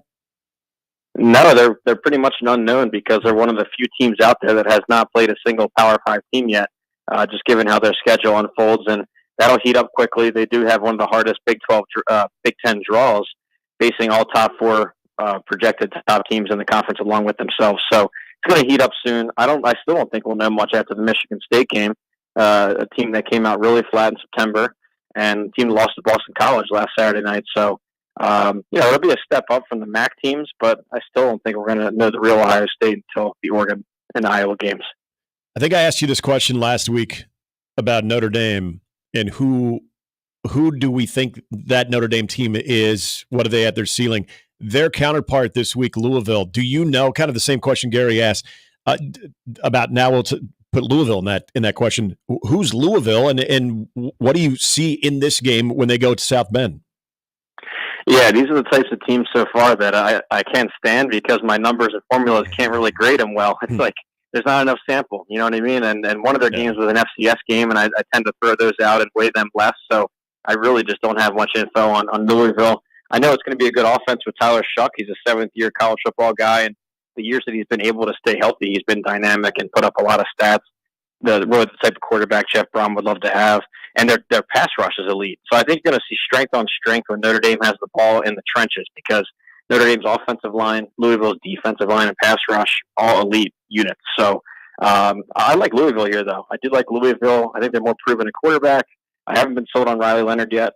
And we'll see, but we're going to learn a lot about both. Yeah, it's shocking loss to Northern Illinois. Notre Dame has outscored the opposition 94-10. Brett Ciancia from Pick 6 Previews with us. Let's slide back into the Big Ten real quick because this is a game tonight that a lot of us around here will watch, one, because we like football, but also Rutgers is in Lincoln next weekend and may come in ranked. But Washington has to make the cross-country trip. It's their first Big Ten road trip. Quietly, they're 3-1. Mm-hmm. Rutgers, they hung on against Virginia Tech. They look like a team, Brett, that is on the rise. There's a lot to like, but they're 3-0 again for the 4th straight year. Is Rutgers for real, and do they get it done at home tonight in New Jersey? Yeah, well, I think it's going to be a pretty big game for their program. If I didn't make the trip down here to SEC country, I would have been probably up at that game in Rutgers. It's about 90 minutes away, the closest Power 5 program to where I'm based out of, so it would have been electric. I think with Rutgers, it's just Greg Schiano doing his magic again. He did it about 10 years ago and turned Rutgers into a winner. He left, it fell apart. Now he's back and fixing it yet again, and it's really built in his image. It's a really tough defense. It's a tough run game with Kyle Monangai, one of the conference's best running backs. Real liability and question at quarterback, though, and I think once these big games start kicking off for Rutgers, I think that's going to hold them back. So I like Washington. My numbers like Washington here as the road underdog. I know it's a cross-country trek, but they're going to be fired up for their first Big Ten game. It's hard to overlook a new conference opener like that. So I like Washington with the statistical better offense and better defense right now for me, and I'll call for them to win in Piscataway. Tomorrow night's marquee matchup, you're going to be there, Georgia and Alabama. And when we think about Alabama offensively, what they've done to this point against the Georgia defense, what they've done to this point in that whole unstoppable force versus an immovable object, when you look at the key factors in this particular game, when it comes to even either quarterback play, when it comes to who can run the ball more effectively, the stops that a defense can get and make plays, how do you look at maybe some of those key elements and something else that maybe is the difference between these two teams and what are obviously some of the most talented rosters we've seen in college football? Yeah, I think that's a good point you bring up about being the most talented rosters, because when Nick Saban left, I think a lot of the national pundits just forgot about Alabama. They figured, okay, he's gone, that whole thing is over with. But you really analyze this roster, it's still one of the top recruiting programs in the country. They have top 100 recruits everywhere. They're well-stocked, and you're seeing that into action now with Kalen DeBoer, a proven winner. But I thought a lot about this game and the matchup. I think the defenses are similar. I think Georgia might have the slight edge as the most elite defense in the country, but Alabama's close on defense. The bigger gap to me is on offense, where I really like what Alabama has done. I like Jalen Milroe as a Heisman candidate, and I haven't seen elite play from Georgia's offense yet. So I think the gap between the two on offense is the difference. I like, and the gap at quarterback too. So I'm going to go Alabama at home here with a rocking crowd. And I don't know if you saw, but it'd be their first time that they're marked as an underdog at home since 2007. I think that's a mistake. I think the wrong team is favored here. So I'll go Alabama to win at home. Brett mentioning a little Lee Sterling line there, who is coming up next. The thing, neither team is eliminated from the playoff. It's obviously going to be a little bit tougher to get that first round bye, but it's great that we're getting this in September. Let's stay in this conference because there's another game that is on the early slate. Kentucky is 2-2, and ironically, 2 weeks ago, they threw a scare into Georgia. Now they take on Ole Miss, and Lane Kiffin is rolling. I don't know if you're on TikTok, Brett. I've never gotten that personal with you, but Lane Kiffin on TikTok with his daughters is fantastic. He even trolls his ex-wife who has jumped on the bandwagon. There's a lot of people that are on Ole Miss, but they haven't played anybody, even though they have scored so many points. Is there any chance in Oxford that Kentucky catches Ole Miss by surprise like they did against Georgia 2 weeks ago? Yeah, well, I see Lane Kiffin come onto my Twitter feed. That's where I get to see his. He's really good. I'm cheering for the guy. He's very animated too on the sidelines, and it's stuff that you should like as a college football fan. I mean, he's against those fake injuries that have been plaguing the high tempo offenses, and so anyway, there's a grand experiment this year with the transfer portal going instead of the high school ranks going all transfer, and it's clicking so far. I like Ole Miss to win here. You're not going to overlook Kentucky, not given how Georgia had to battle them out. So they're not going to overlook Kentucky, and this is the type of game that does not favor Kentucky. They want to do that Big Ten West caveman ball like they did against Georgia and grind out a close, low-scoring game. Ole Miss, they're going to go nonstop. You know, the more plays and the more possessions, you're going to see Ole Miss pull away in this one. I want to go to the Big 12 real quick too, and maybe the bigger surprise, not only how BYU looked, but how Kansas State looked in that game. Oklahoma State, you knew that they're going to have their hands full with Utah, but you got two teams that are matching up, top 25 teams that are coming off of a loss, and not all losses are created equal. Who do you think is in better shape heading into this game between K-State and Oklahoma State? Yeah, well, I watched both their matchups, and I think that Kansas State might have been a little more fluky in terms of the loss. That game, the whole first half was dominated by Kansas State. It was 6-0. They didn't cash in the red zone, but it was 6-0 with 2 minutes left in the first half. And then probably the best 6-minute stretch I've ever seen by a team. BYU calls the fumble for a touchdown, calls another turnover and got another touchdown before the half, another pick and a touchdown, and then a punt return, 100-yarder. So within 6 minutes, they scored 31 points and blew them out. So I don't know how sustainable that is. And yeah, so and long story short, with Oklahoma State, they were really just suffocated by a Utah defense. I mean, there was no fluke about it, and that was with Utah's backup, true freshman quarterback. So I think Kansas State's a better team. I thought that in the preseason book, and I'm still going to stick with that. Throw that BYU fluke out the window, unless it's a pattern, but I don't think it is. I think Avery Johnson's a better quarterback, and they're the better team. So I'll go with K-State. And as you have said numerous times for many years, the road to the Big 12 goes through Utah, or at least this year because they're in the Big 12. Yeah, how about that? 2 4-0 teams in the conference. The state of Utah, both teams are ranked. And, their fans are really excited from both fan bases. These are underrated programs and fan bases out there. So take a look at both these, especially the Utes. So there are rivalry games here in the Big Ten. Last week, Minnesota played for a pig. They lost it. This week, they're playing for a jug. It is my favorite under of the week in terms of the total. But let's focus on Michigan in this matchup at the Big House. They beat USC, but essentially it was 3 runs where USC couldn't stop them. And I actually may have learned more about USC for the positive in that game. Your quick thoughts on what you saw last Saturday, and then the other part of Michigan moving forward, Brett, is that offense sustainable to have success this year in Ann Arbor?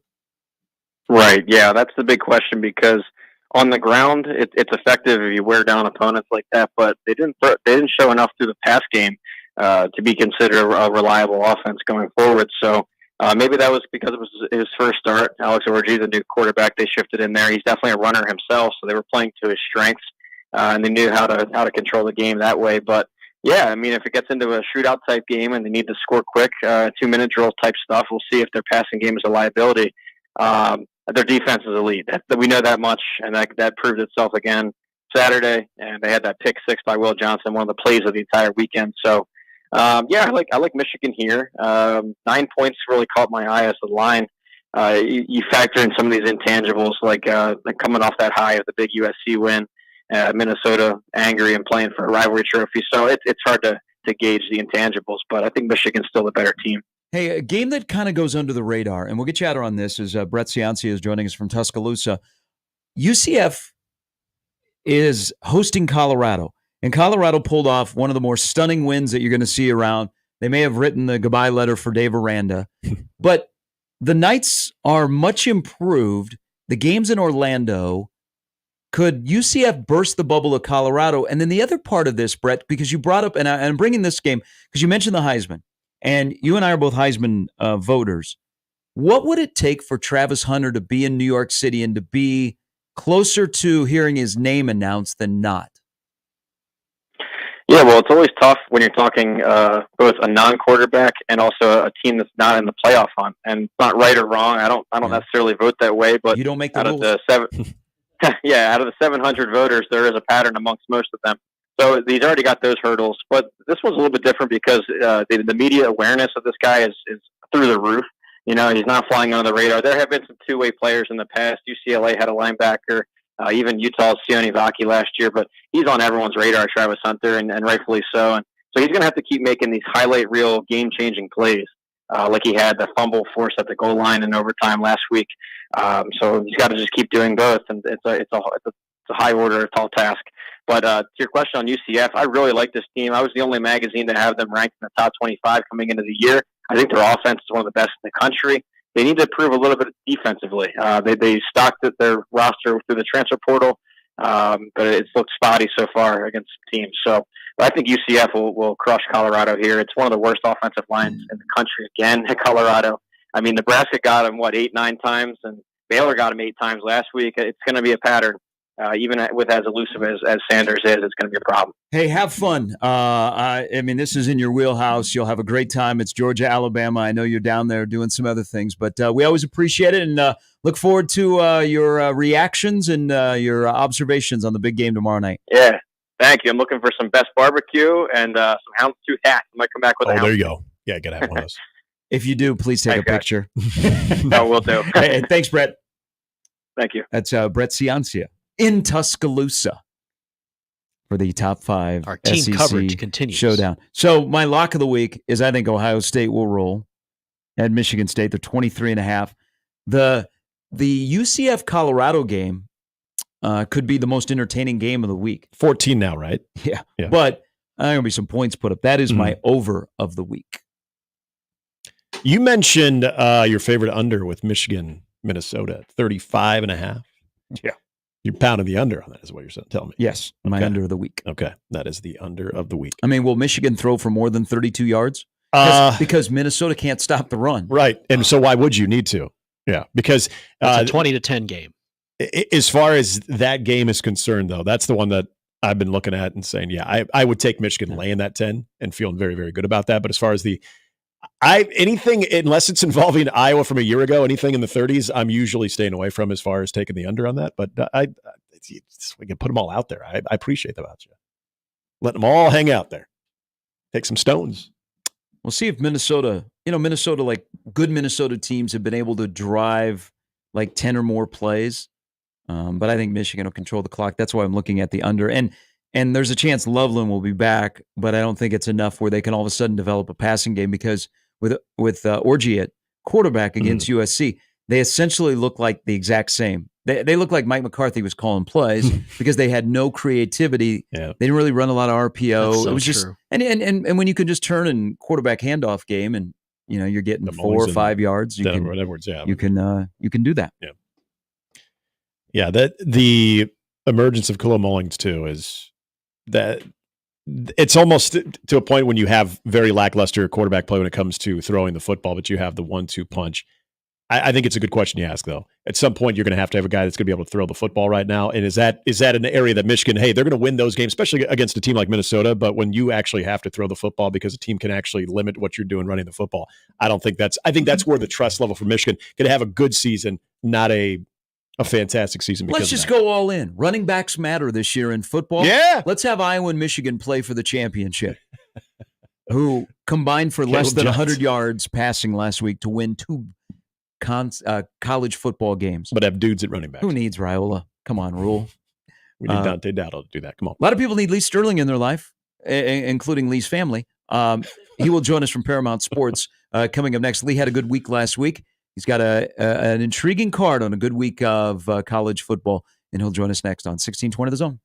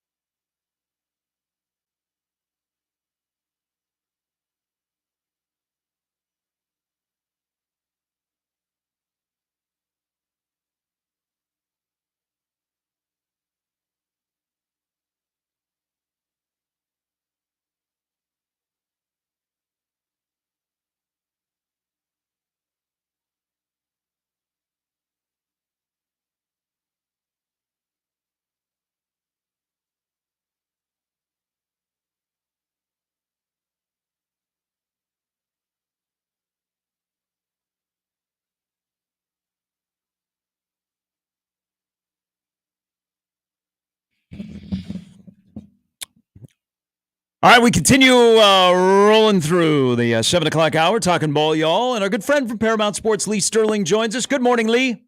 Good morning. Good morning. Everything good with you guys? Everything is good. Yeah, but you. It sounds like the other side of the state of Florida over on the Gulf Coast side is going to be okay. Could have been much worse. Though. Yeah, not great. Not great.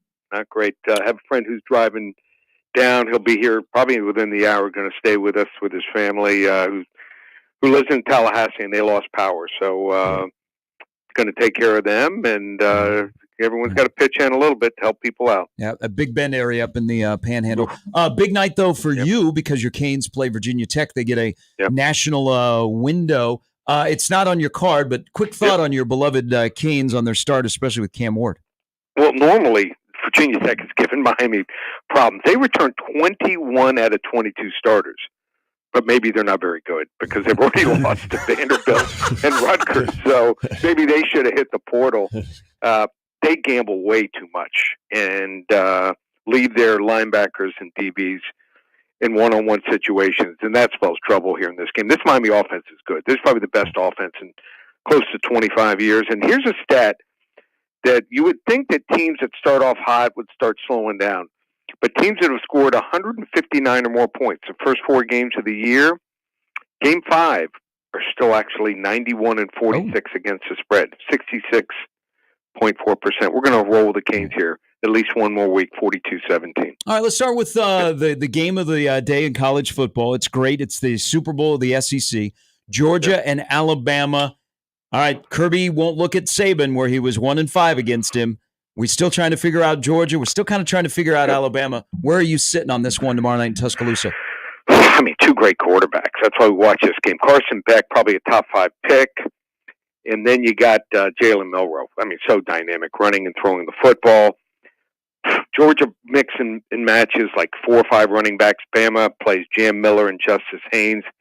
I think the difference here is Ryan Williams, true freshman wide receiver. He doesn't turn 18 until February, reclassified. Yeah. He already has 4 touchdown catches. He is special, and Georgia's yet to find that guy that can fill in for Brock Bowers and Ladd McConkey on big third downs. And how about this? Home teams, when 2 top 5 teams match up, home teams have won 17 of the 27 games. Wrong team favored, Alabama outright. Roll Tide. 27-24.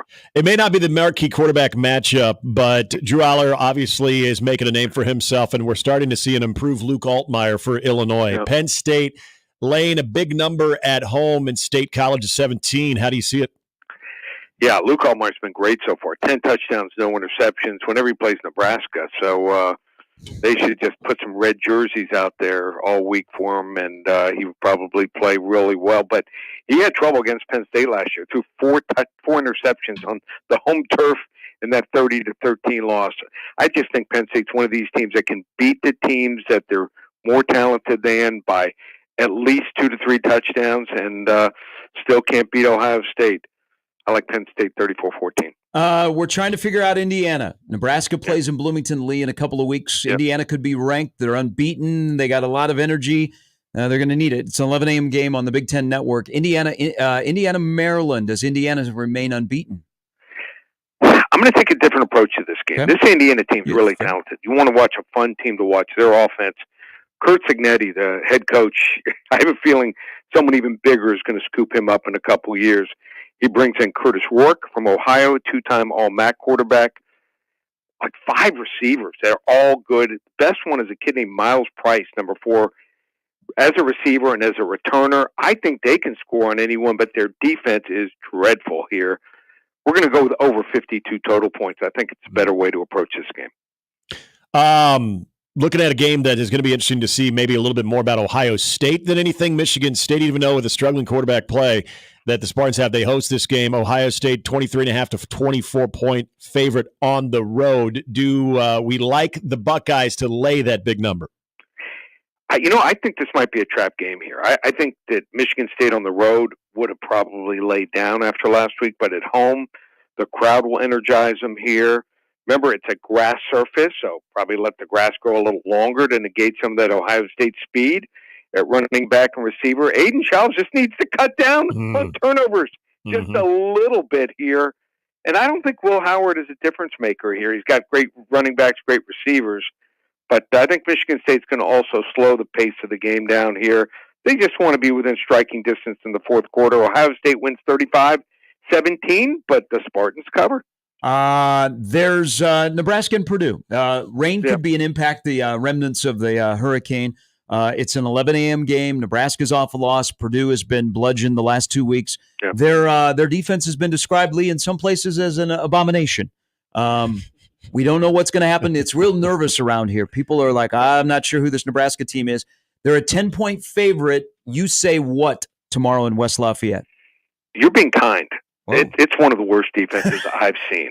Kinder than last abomination? Week against Oregon State, I think I counted the last 19 plays. They ran 18 times. They knew what was coming. And they couldn't stop them. It was like 8-10 yards a carry. They ran Oregon State for 341 yards. Notre Dame ran for 362. Nebraska just needs to follow the game plan. Run the football. They only ran it 24 times last week against Illinois for 99 yards. Purdue, 0 takeaways. A long, long time here. I like Nebraska. They follow the game plan, 31-17. Okay. All right. We got our free play of the week, and that will be in college football. That is the old brown jug, Michigan, Minnesota, with Michigan lane 9. First 5 callers. They call 800-400-9741. I'm going to give them Michigan and Minnesota on me. First 5 callers call 800-400-9741. We'll get Michigan, Minnesota on me. And you want to hop on board. We don't call it October coming up. We call it Locktober, starting tonight all the way through Thursday, October 31st. And we have our biggest play of the year going tomorrow. You can get everything. Normally $547. Our phone service, 9 to 12 games a week. Just $347. Use coupon code SAVE200. Just one place, ParamountSports.com. Lee, good week last week. Good luck this weekend. Thank you. Thanks, guys. Lee Sterling from Paramount Sports. 31-7. Like he was leading into, I thought he was going to go big, like 45-7. Yeah, he actually has my prediction. He went 31. Yeah, I think we might be together. We might be brothers in arms. 31-17. But that's called the tease, and we'll wait until towards the end of the show when we say 62-3 with 800 yards rushing. Whoa, Ohio State, Nebraska. 800 yards rushing. That'd be cool. Only in my dreams. I'm no expert of the back in the 80s. That might be a record. I believe that would. They didn't quite reach it against Iowa State. Game. That might be a single game record. I believe you'd have to look through the media guide. Yeah. All right. B-Eds, yay. Haven't heard back from him, and I wonder if it's partly the cell service down there and everything like that. If we don't, we'll just move forward and let him take care of things dealing with the hurricane. We will give his picks that he would have shared on the air if we could have connected with him. We'll do all that. It's halftime. Band is coming on the field. The big drum from Purdue with Purdue Pete playing it is next on 1620 The Zone.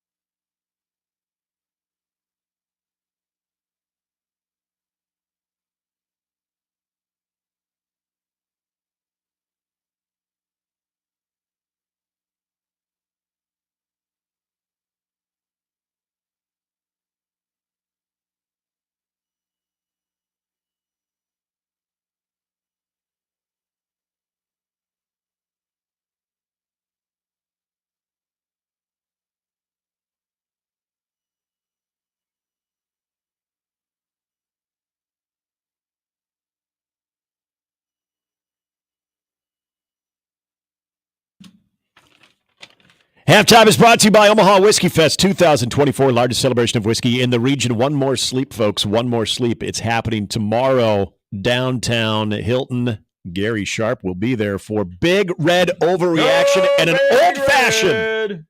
Get there. Be there. Enjoy.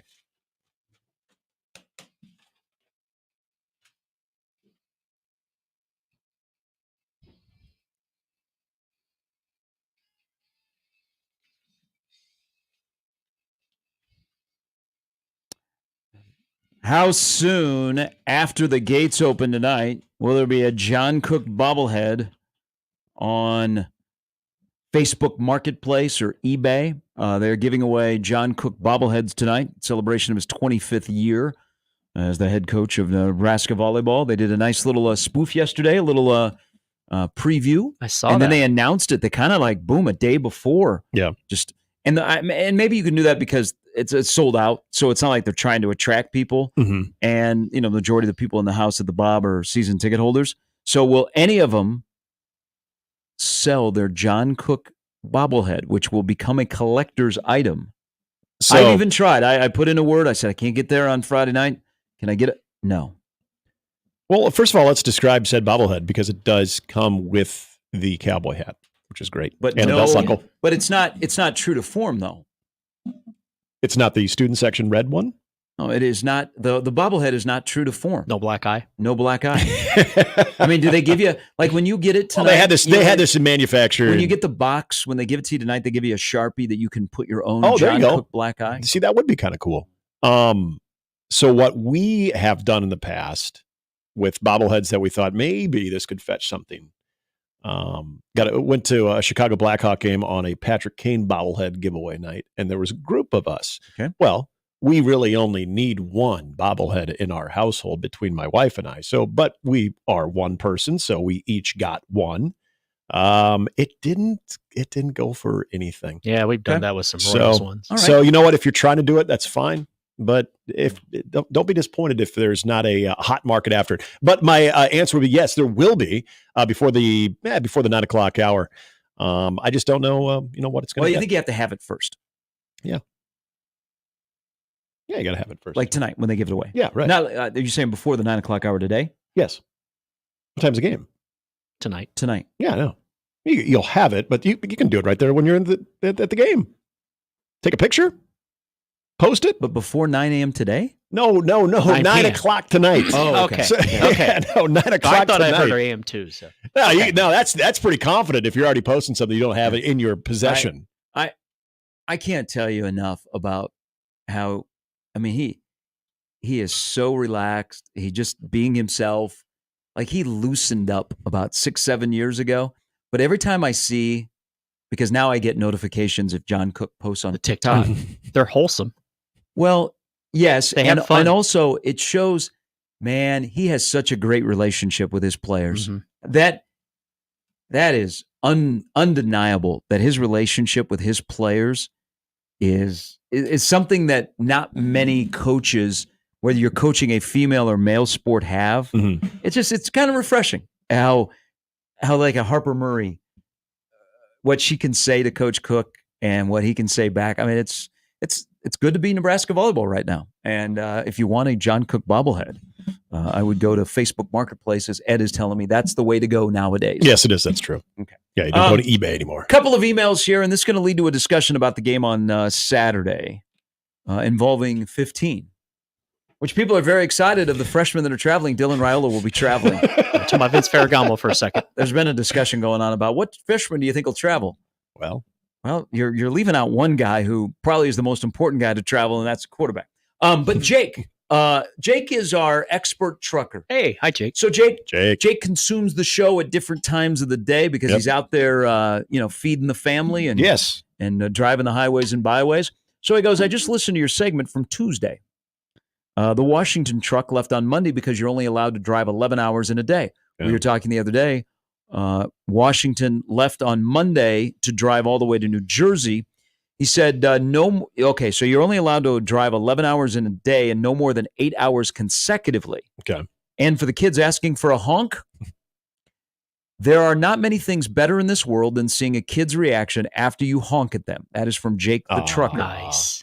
Yeah. But now, don't most of those equipment trucks have two drivers? Yes, I do believe so. Okay. Yeah. I'll get the folks from Selden Trucking on. There's nothing worse than you with your wife, your girlfriend, whoever, and it's just two of you and driving. And once you start to drive, and it's going to be a long drive, the person next to you just zonks out. Yeah, that's disrespectful. Unless there's a predetermined, hey, I got the first leg, you got the second leg, you better get some sleep. Yeah, when you start to drive and they immediately fall asleep, and you're by yourself, and you're like, all right, great conversation, thanks. Mm-hmm. I've actually had this happen to me, but the saving grace now, there were 2 times. A great song. Driving back on Sundays during right around St. Patrick's Day. We were in Minnesota one year. We were in Chicago another year. Coming back, this is the beauty about NCAA tournament being on Westwood One, because as my wife fell asleep, and I didn't even tell her, like, hey, I need you up. I had the game on. She felt like she could go ahead and fall asleep because I was going to be locked into that. So that's it makes the drive go by a lot faster too, because you're engaged in the game. You're driving, but you don't even realize how many hours have passed. Yeah, and there'll be a lot of people that maybe have 2 shifts as they drive to West Lafayette. I think there'll be a good following of Nebraska fans there. But the pulse of the Nebraska fan after a loss like Illinois ahead of Purdue has been very interesting this week. We had the Love Boat and the Titanic, and then some are in between, and they're on the Duck Boat. That too soon, I won't say. But I'm going to read you a couple of emails here. This is kind of a sense. Okay. I think Nebraska defensively, they have to not only play well and not just, hey, get by and phew, that Illinois loss, we're not hung up on it, but they have to elevate. Not just to bounce back, but I think they have to elevate. I think the Nebraska defense has to dominate tomorrow. I think they have to take the football away. I think they have to look like what we think they're going to look like. They have to get the hell off the field on third down. Give the ball back to the offense. Let the offense cook however the offense wants to do it with their arms or their legs. But my whole focus tomorrow is on the defense, okay? Because I think they need to elevate, not bounce back, but also elevate. But here are a couple of emails about just kind of the sense of tomorrow for the crazy 11 a.m. bring your own energy game. Zach writes in, I'm so disappointed that Rule has hired such a crappy OC that we are even having this conversation about run pass. And fans defending this crap from Satterfield are part of the problem. Now, this is going to the listener response from Zach. Nebraska has been in the Big Ten for over a decade and still haven't been able to move the ball or move towards the top of the conference. Mm-hmm. Since joining the league, Nebraska has resisted adapting to Big Ten football, which is why they continue to underachieve. On Nebraska's second drive of the game versus Illinois, to have first and goal from the 5 and then to pass on second and third down is in Big Ten football. It's why Nebraska had to settle for a field goal instead of a touchdown. Same with the soft play calling on the next field goal attempt in the fourth quarter. There is a way to have consistent success in the Big Ten. Until Nebraska stops resisting that, they will never reach their potential. Satterfield needs to get his act together. I have zero faith in him to do that. So back and forth on the stream has been all of the nuggets we've given you this week, and I hope you like the nuggets. Maybe they be chicken or something else. However you like your nugget. That Purdue can't stop a cold when it comes to running the ball against them. And it becomes, well, that means Nebraska should just run. And then you get this, well, you're going to take the ball out of Raiola's hands? Yeah. Man, let 15 cook. So hold that thought, because I know you do have a thought on that. And then I'm going to throw another one in here, because DR15 is part of the equation, whether it be the game plan or this one concerning the Purdue game. John says, I'm very nervous about tomorrow. There are still too many players on Nebraska's team that only know how to lose. Also, Rule and Satterfield don't seem to know how to coach to a win. Thank God there's a game this weekend, because you imagine if they weren't playing. This is a bye week. Yeah. Okay. Yeah. With that said, your reaction to both of those, because this is what we're all getting here this week on this radio station. Yeah. I'm just using those 2 emails. If you're on the stream on 1620 The Zone TV, don't we look pretty? You can read. This is the discourse that is going on right now. And it's It should be. It's to be expected, because what have you said all week is that the past is dictating the present, and I think that is. It's okay. I'm not trying to say everybody with your concerns are not valid, because I mean use the 3rd and 3 situation as an example. There's the perfect example of the position you're in of, do we let 15 handle the football, or do we? Again, it wasn't like Illinois was this, even though the game was playing out that way, Illinois didn't come in as this amazing run-stopping defense. Do you feel that you cannot get 3 yards with your rushing attack in a 2-down situation? Or do you look at it the other hand of, and this is where I'll throw Marcus Satterfield in there, that you design a great play. A great play. It was a great play.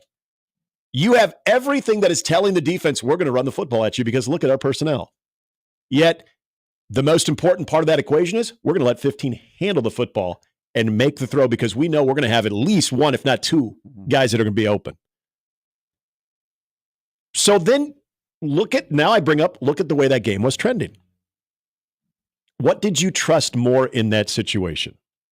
That Nebraska could run the ball for a first down on 3rd and 3, or that in a personnel package that looked like they were going to run the ball, that Dylan Raiola would make the throw to the guy or guys that would be wide open?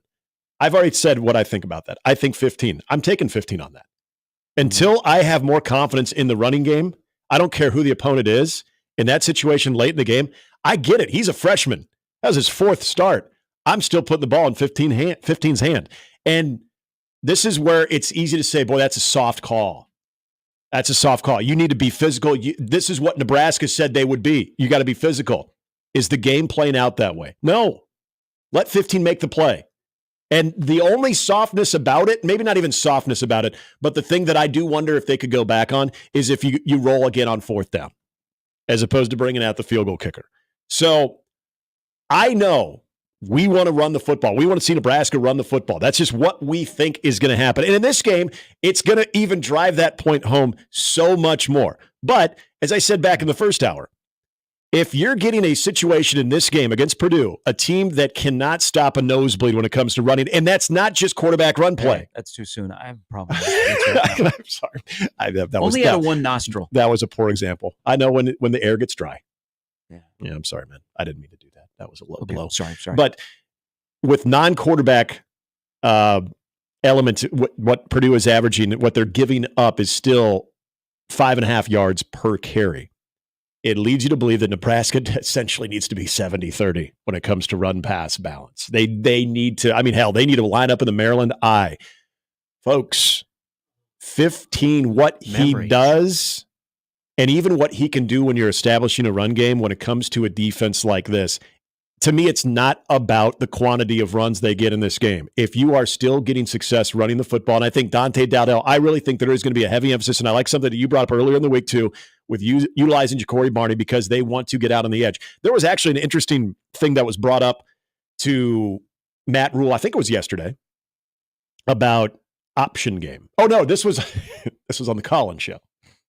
Somebody brought up option. Pete from Beatrice. Yeah, Pete, what's your call? Somebody brought up option, which I kind of laughed. But his answer made me think about what they want to do. We were talking about different angles in this game. Now, I will say, Pete and Beatrice might be onto something. Nebraska does have a speed option with Raiola in the first page of their play sheet. Where he's not going to carry it, though. He's going to, yes. But they have repped a speed option. Okay. But what Rule's response to, I think, the overall option, like you're not throwing G options, is that we do a lot of different elements that we feel also suits a similar result of option. Swing pass, getting guys out quickly on the edge. These are all things that I think are going to be there. So it's not even necessarily, in my opinion, going to be like what you brought up with Ja'Cory Barney on the jet sweep and getting him out on the edge. But maybe you do see Ramir getting the football on the edge on a swing pass, kind of utilizing a little bit of that. How can we take advantage of a team that just could not set any type of edge? We talked to Tim Newton, their play-by-play guy. I was looking at Tom Dienhart's breakdown too. the edge is a vulnerable spot, but it doesn't always have to be via the run too. I just look at this game and think of what people are, I hope are not going to be fixated at the end of the game, even if it's a loss that Nebraska doesn't, or I'm sorry, a win that Nebraska doesn't cover, and looking at the run pass balance, because I think a lot of this is going to come down to more of what they do running in quality, not quantity, not the number of times they're carrying the football, but how many times are they attacking that weakness of Purdue, getting to the outside, even if it is during the pass, even if it's in the short passing game, even if it's the crossing routes. And then guess what happens when that is sucking Purdue in? You got your big plays as well. And I know Purdue doesn't give up a lot of those, but teams have ran the ball so successfully on them. I still think that they have that in them. Yeah. So you take out the sacks. Nebraska ran for a little over 4 yards per carry against Illinois. Okay, not great, but okay.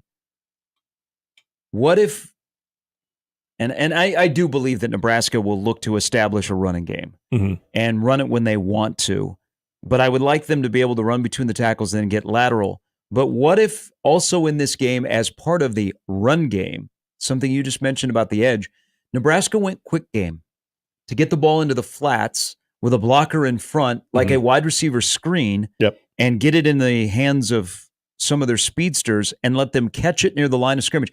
One thing I'm a little hesitant on Satterfield, because I'm not doomsday like Zach with the game plan last week, is they're starting to rack up very similar to South Carolina, a lot of passes behind the line of scrimmage. But I'm wondering if Nebraska would treat Saturday with their advantage on the edge, but not a elite wide receiver blocking crew, if they would treat the quick game with wide receiver screens and get it out to the wide receiver, get it out of the hands of Raiola, get it in the hand of wide receivers. Because some coordinators in their head will actually look at it, that play as part of the running game. Yes. Even though it doesn't go down as a And that's what I took away from Matt Rule when he was talking about that too, is that's an extension of the running game. I could be a coach. I could be a coach. Well,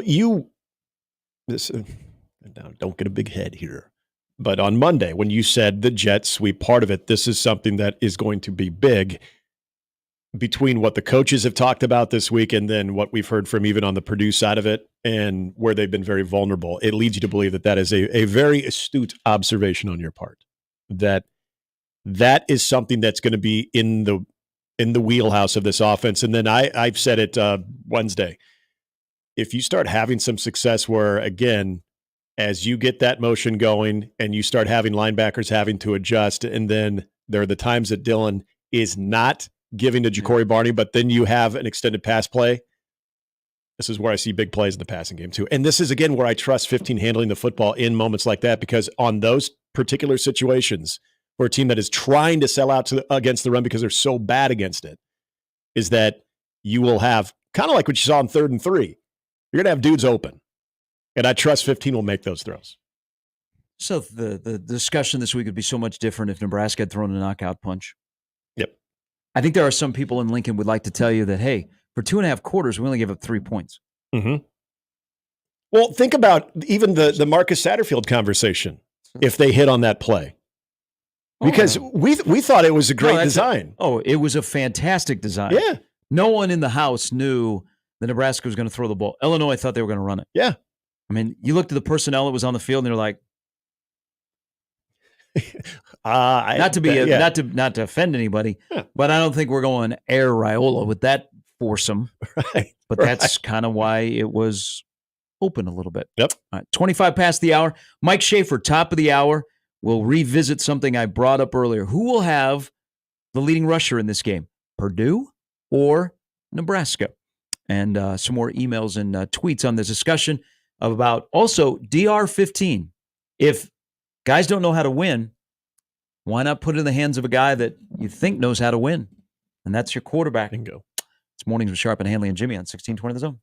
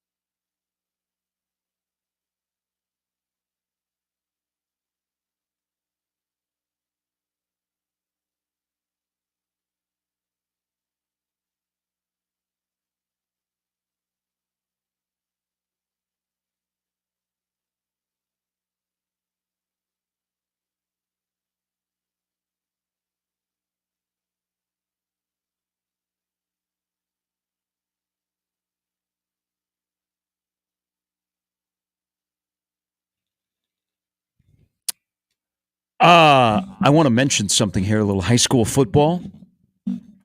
Millard South plays in Lincoln tonight against Lincoln Southeast. People that are in Lincoln, go out to Seacrest. You get to see Millard South. We were having a discussion last night with a few acclaimed media that were on the sidelines at the Prep Papillion La Vista game.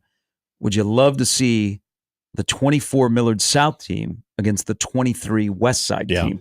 Everybody remains intact. Yes. Because they did play at the end of the regular season last year, and West Side beat Millard South, and they said, hey, we'll see you in Lincoln, and one team got there, the other didn't. Now, Millard South with a plethora of talent. I mean, they're deep. Would love to see that game in a different world. But if you'd like to see this Millard South team, they're playing in Lincoln tonight. Next week, they play Papillion La Vista. And you saw that team last night. So Papillion La Vista scored 22 in the second half. Pretty stout defensively. Yeah. What Tim Williams has done at Papillion La Vista is great.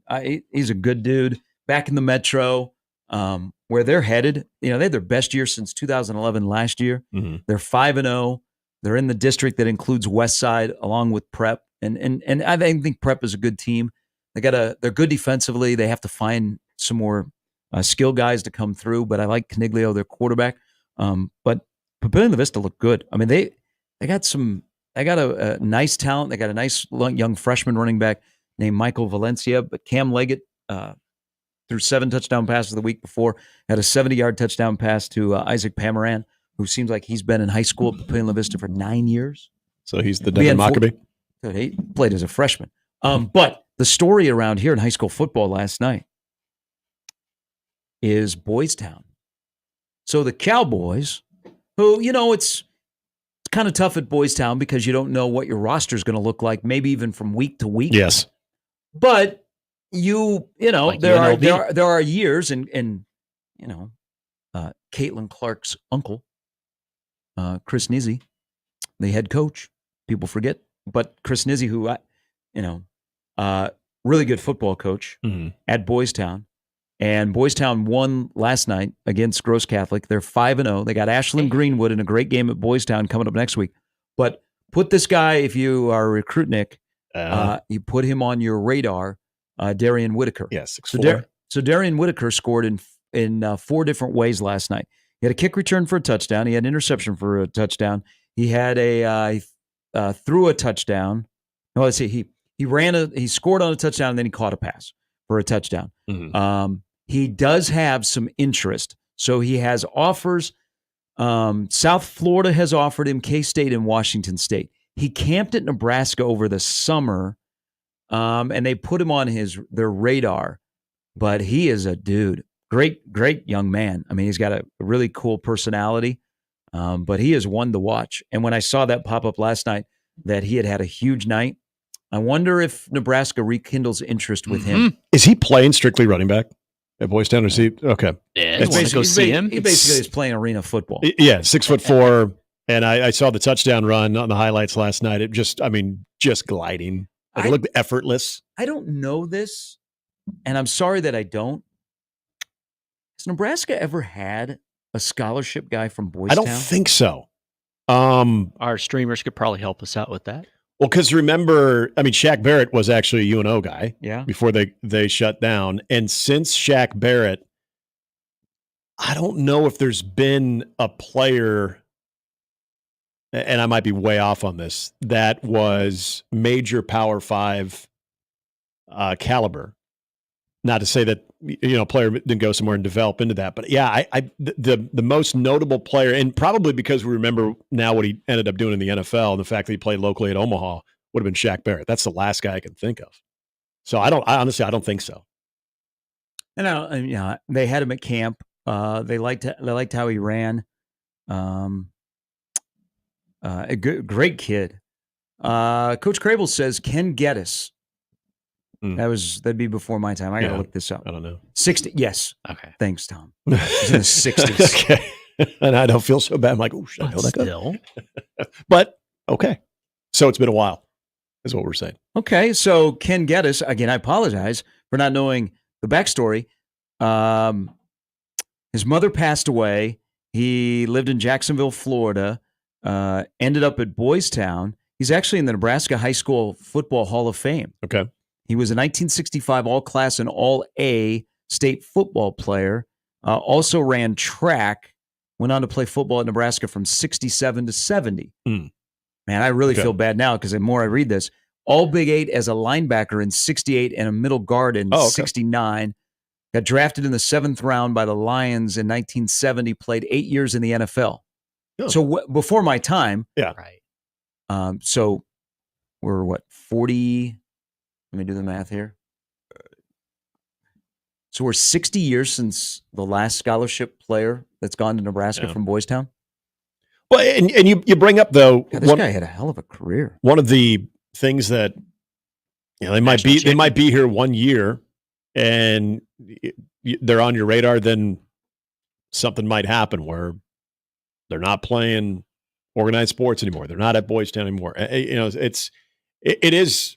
I've always admired all of the coaches at Boys Town because first and foremost, you're just trying to give every student there the best experience that they can possibly have. So winning is nice, but it's not emphasized.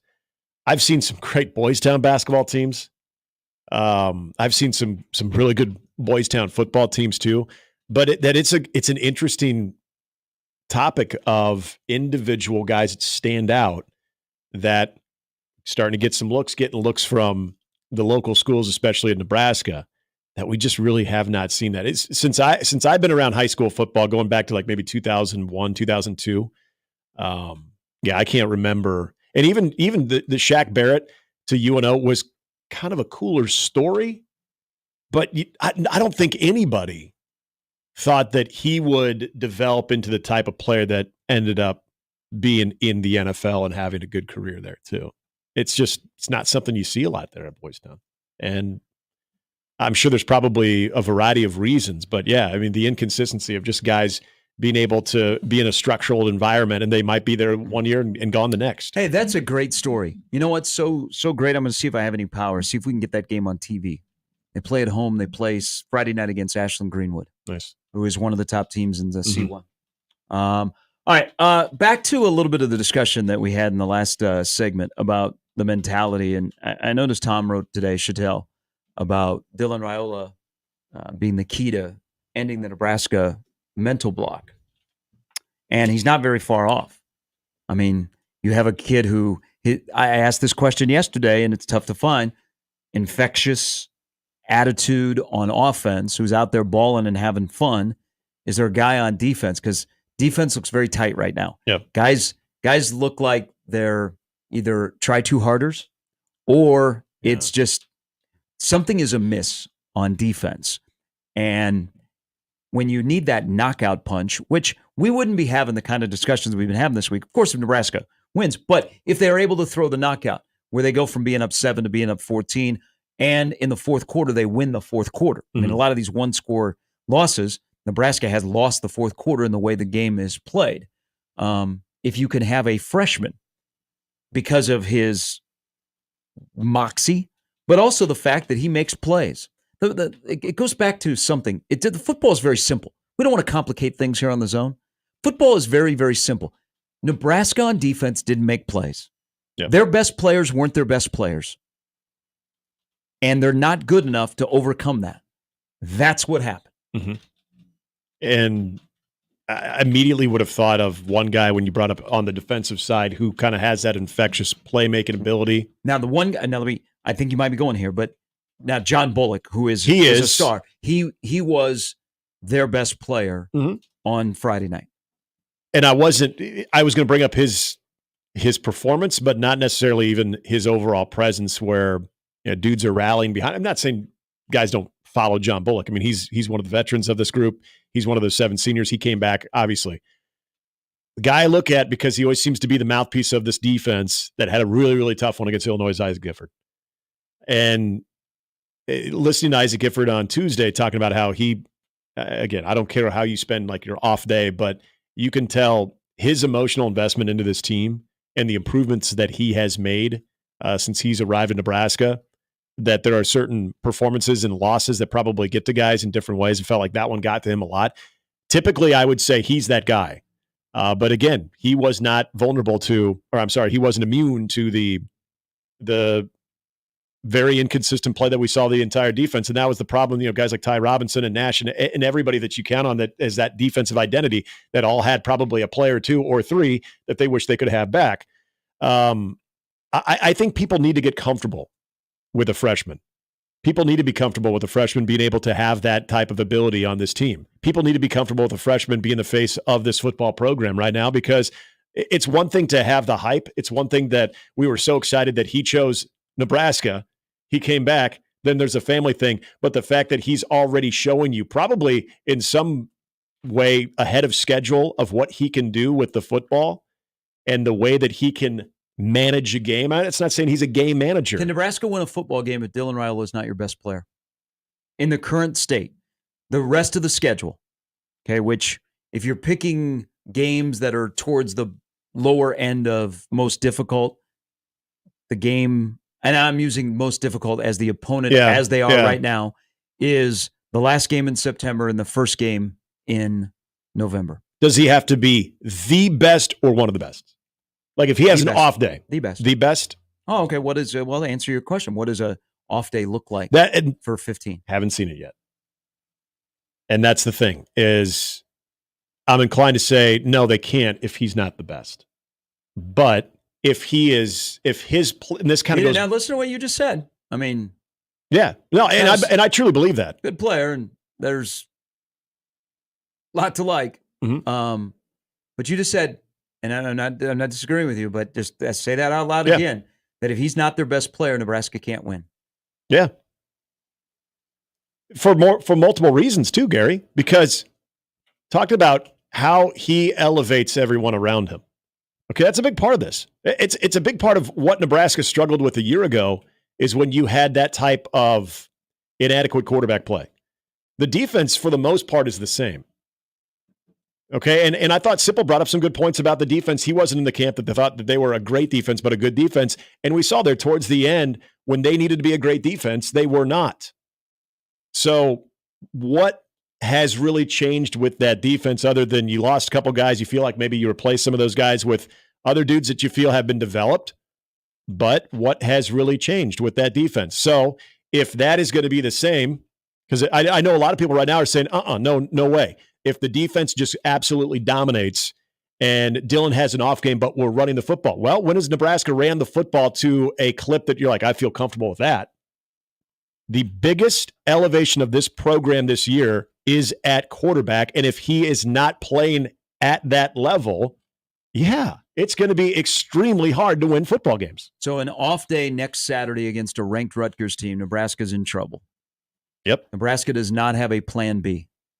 Not right now, nope. Well, you've lost complete faith in anything they do. There are just certain things that, other than him offensively, I don't feel. Would you have felt the same way if Nebraska would have beat Illinois? I think so, because I think the way that they beat Illinois, okay, well, let's say that they convert that 3rd and 3 as a touchdown. Lindenmeyer catches it. Well, that was a great throw by Dylan Raiola then. Good play call, but also a great throw. There are parts of that game that I would still point back to 15 and say, there you go. He made that throw. He executed in that instance. Defensively, that's what tomorrow is about, in my opinion, is defense. But as far as going forward in these games that you have in this stretch of the schedule, if 15 is having an off game, no. If you're going to tell me that Dylan is going to be 50% or below, below 55% completion percentage, might have a couple picks, just not feeling it, what does that offense look like then? Game Dog says no 15 this weekend, and Purdue may be a slight favorite for the weekend. Nebraska Matt, there's not a wrong thing to say. We've been a quarterback away from not being dog water for multiple seasons now. That's a new one to describe. Dog water. I like that dog water. I might try and slip that in a broadcast, and people will lose their mind about what's going on here. Let's see. Mikey Mike and the Funky Bunch. It'd be great if his wife was on here on the stream as the Funky Bunch. This is wait a minute. This is now the Dylan Raiola brand. Nebraska football is this better work. And that's a lot to put on a freshman, but I think he can handle that. Jimmy says cow water would be worse. Not me. So how would we describe where Nebraska football is? If they are dog water or they are cow water? Oh, cow water is going to be a lot stinkier, yeah. Or if they are that nice fancy water that some people pay for to drink at their table in a restaurant that has tablecloths. I've only seen it on TV. They don't allow me in those places. Pellegrino? That's what it is. No. Oh, yeah. I've never. Little sparkling water? Yeah. Oof. Freaked me Oh, out. Perrier. I just remember that from the French Open. I knew a guy who used to drink Perrier. I thought weird things about him. Again, if Nebraska wins last Friday, just play along with me here. Let's do some hypothetical. I don't usually like hypothetical, but trying to just gauge people's approach. Would this still all be the same discourse? No, because winning cures everything. You win a game, all of a sudden you're 4-0. We're not having this conversation. But the problem with what happened against Northern Iowa is we saw some things, but then we looked at the score. Nebraska covered last week. Let's say they connect on that. Hell, let's just say John Hull hits the field goal, and that's enough to win the football game. People would have rushed the field, beat a ranked team. True. But, okay. Next thing you know, you look up and Tim Walz is on the goalpost. You're like, whoa. Still wearing the bike shorts. It's throwback day at Memorial Stadium. But you said something again that would allow us to overlook some of the concerns that maybe would have been there for 2 straight weeks, and that is not only they win, they beat a ranked team. It would be easy. It is. It's easy to dismiss things. I'm going to land the plane over there. Okay. Mr. Epley is the... How did I phrase this on the podcast? Is the result is the thing that matters tomorrow, but I'm trying to get to, does it matter how it looks tomorrow? Yep. Or after a loss, does it just win the football game rule? I don't want to have, I thought we were year 3, but you're acting like year 2 of mixed results.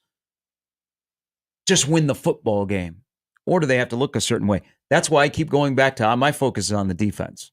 Probably because I have confidence in the offense. But the defense it just can't be a bounce back of, oh, God, thank God we got that Illinois thing out of our way. You have to elevate. Tell you, yo, this time next Friday, we're going to be talking about a really good football team that's coming in here. That is much better than the team that Nebraska is going to play tomorrow. So I don't need a bounce back. I need an elevation. Yep. Which would be a great, I don't know if there's drugs out there. You can get a bounce back drug compared to an elevation drug. Wake and bake? Well, there's... That's wakey. Yeah.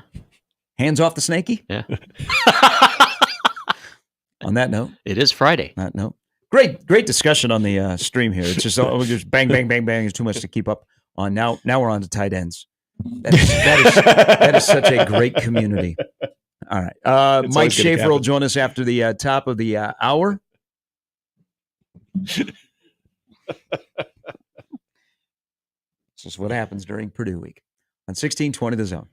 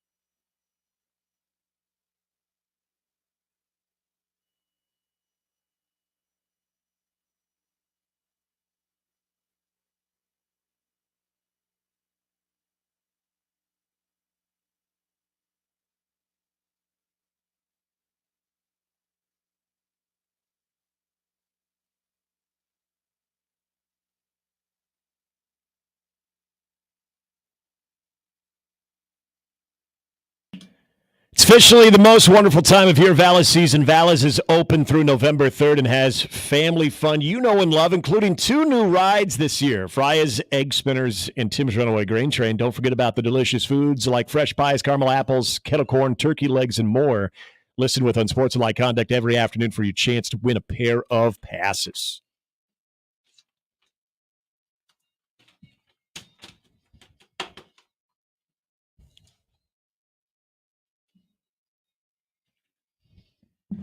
All right, do you have some news over there? Well, we did get a email, and then I have been looking at this as well.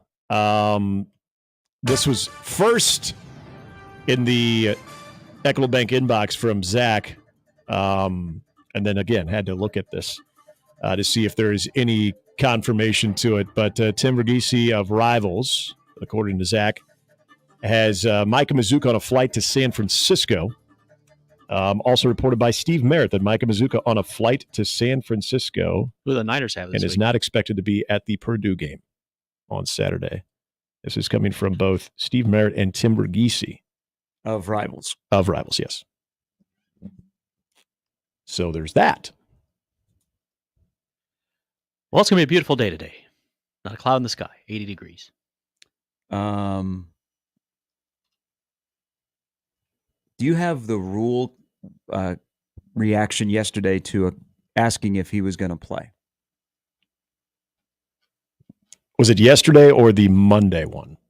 Because I thought yesterday he was. I think it was Monday.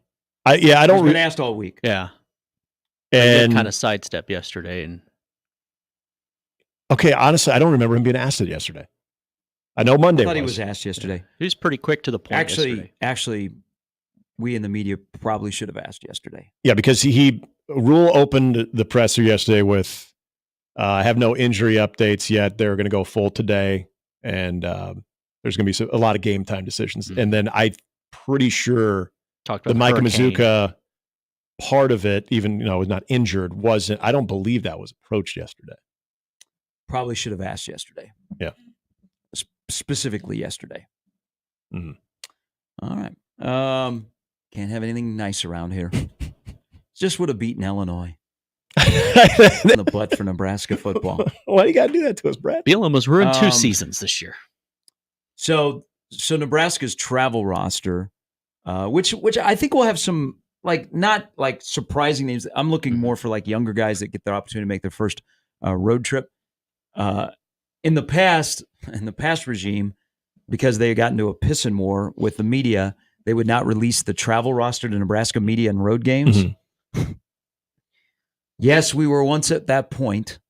But usually this will be the 6th road game under Rule, they do release the travel roster, the 74, prior to the game. Now, yeah. they are required by the Big Ten to release an availability, but that is strictly injury. Right. It's not going to be, no longer with the program, not available, all that. We left him back at home because he was pouting, anything like that.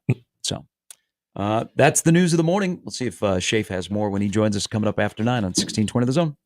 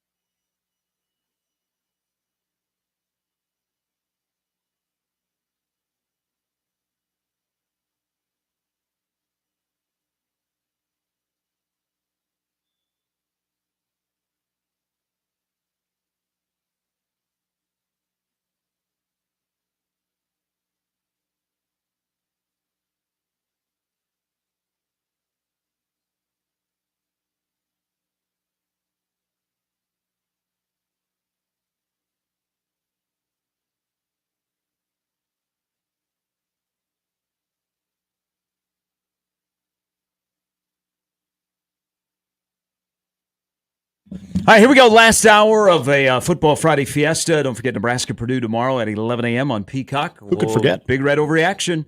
We'll be live from Whiskey Fest. John Schreiner and myself immediately following the game with all of you. And we'd love to have Mike Schaefer from Husker 24/7 there, but he's got other duties. But he does have a duty of joining us now. Good morning. Good morning, gentlemen. How are we doing today? Cleveland rocks. That's how we're doing. Cleveland does rock. It's just a nice week where you get to watch maybe the best player of your lifetime go for a 40-40 in a year in which a guy hits 50-50 and no one will talk about it, which could not be the more perfect. It's the most Cleveland thing. Yes, sir. That's an incredible season by him. Do you have anything to add to the Mazuka news that's being reported in the last 30 minutes? I do not. I am honestly behind on the time, so I'm going to learn as you tell me the news when you reiterate it to your listeners. So it is being reported that he was spotted boarding a flight to San Francisco out of Eppley Airfield this morning by rivals.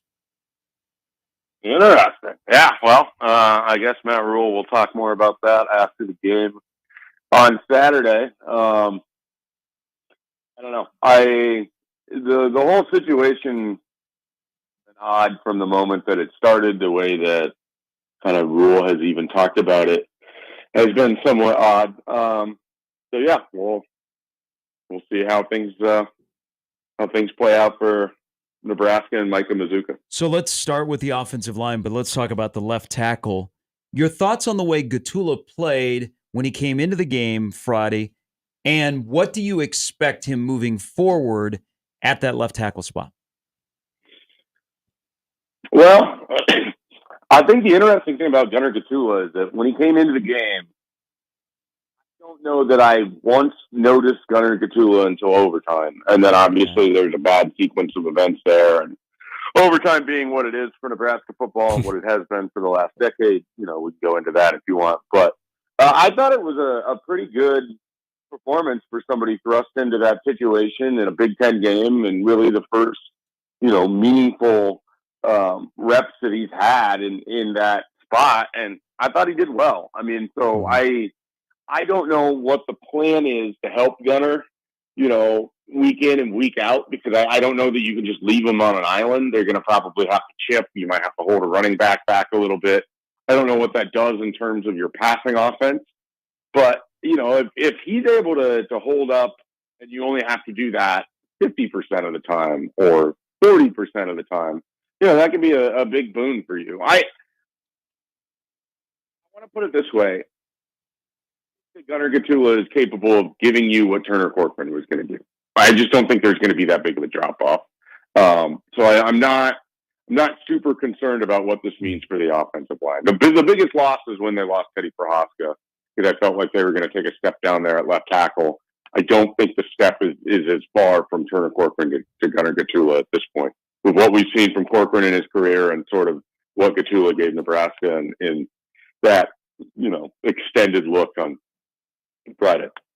The interior, and it'll shift over there because that was an abysmal rushing attack a week ago against Illinois. And a lot of people would point at the absence of Mazuka, and now if everything we're seeing is correct, going to be without him now for the remainder of the year. How this team, how that interior goes forward, and the options that you have to maximize everything you can, because this team still wants and needs to run the football, especially when we get into the season where, as we know in Big Ten play, when it's time to run the football, can you run the football can sometimes, and a lot of times, actually be the answer to whether you win a game or lose a game.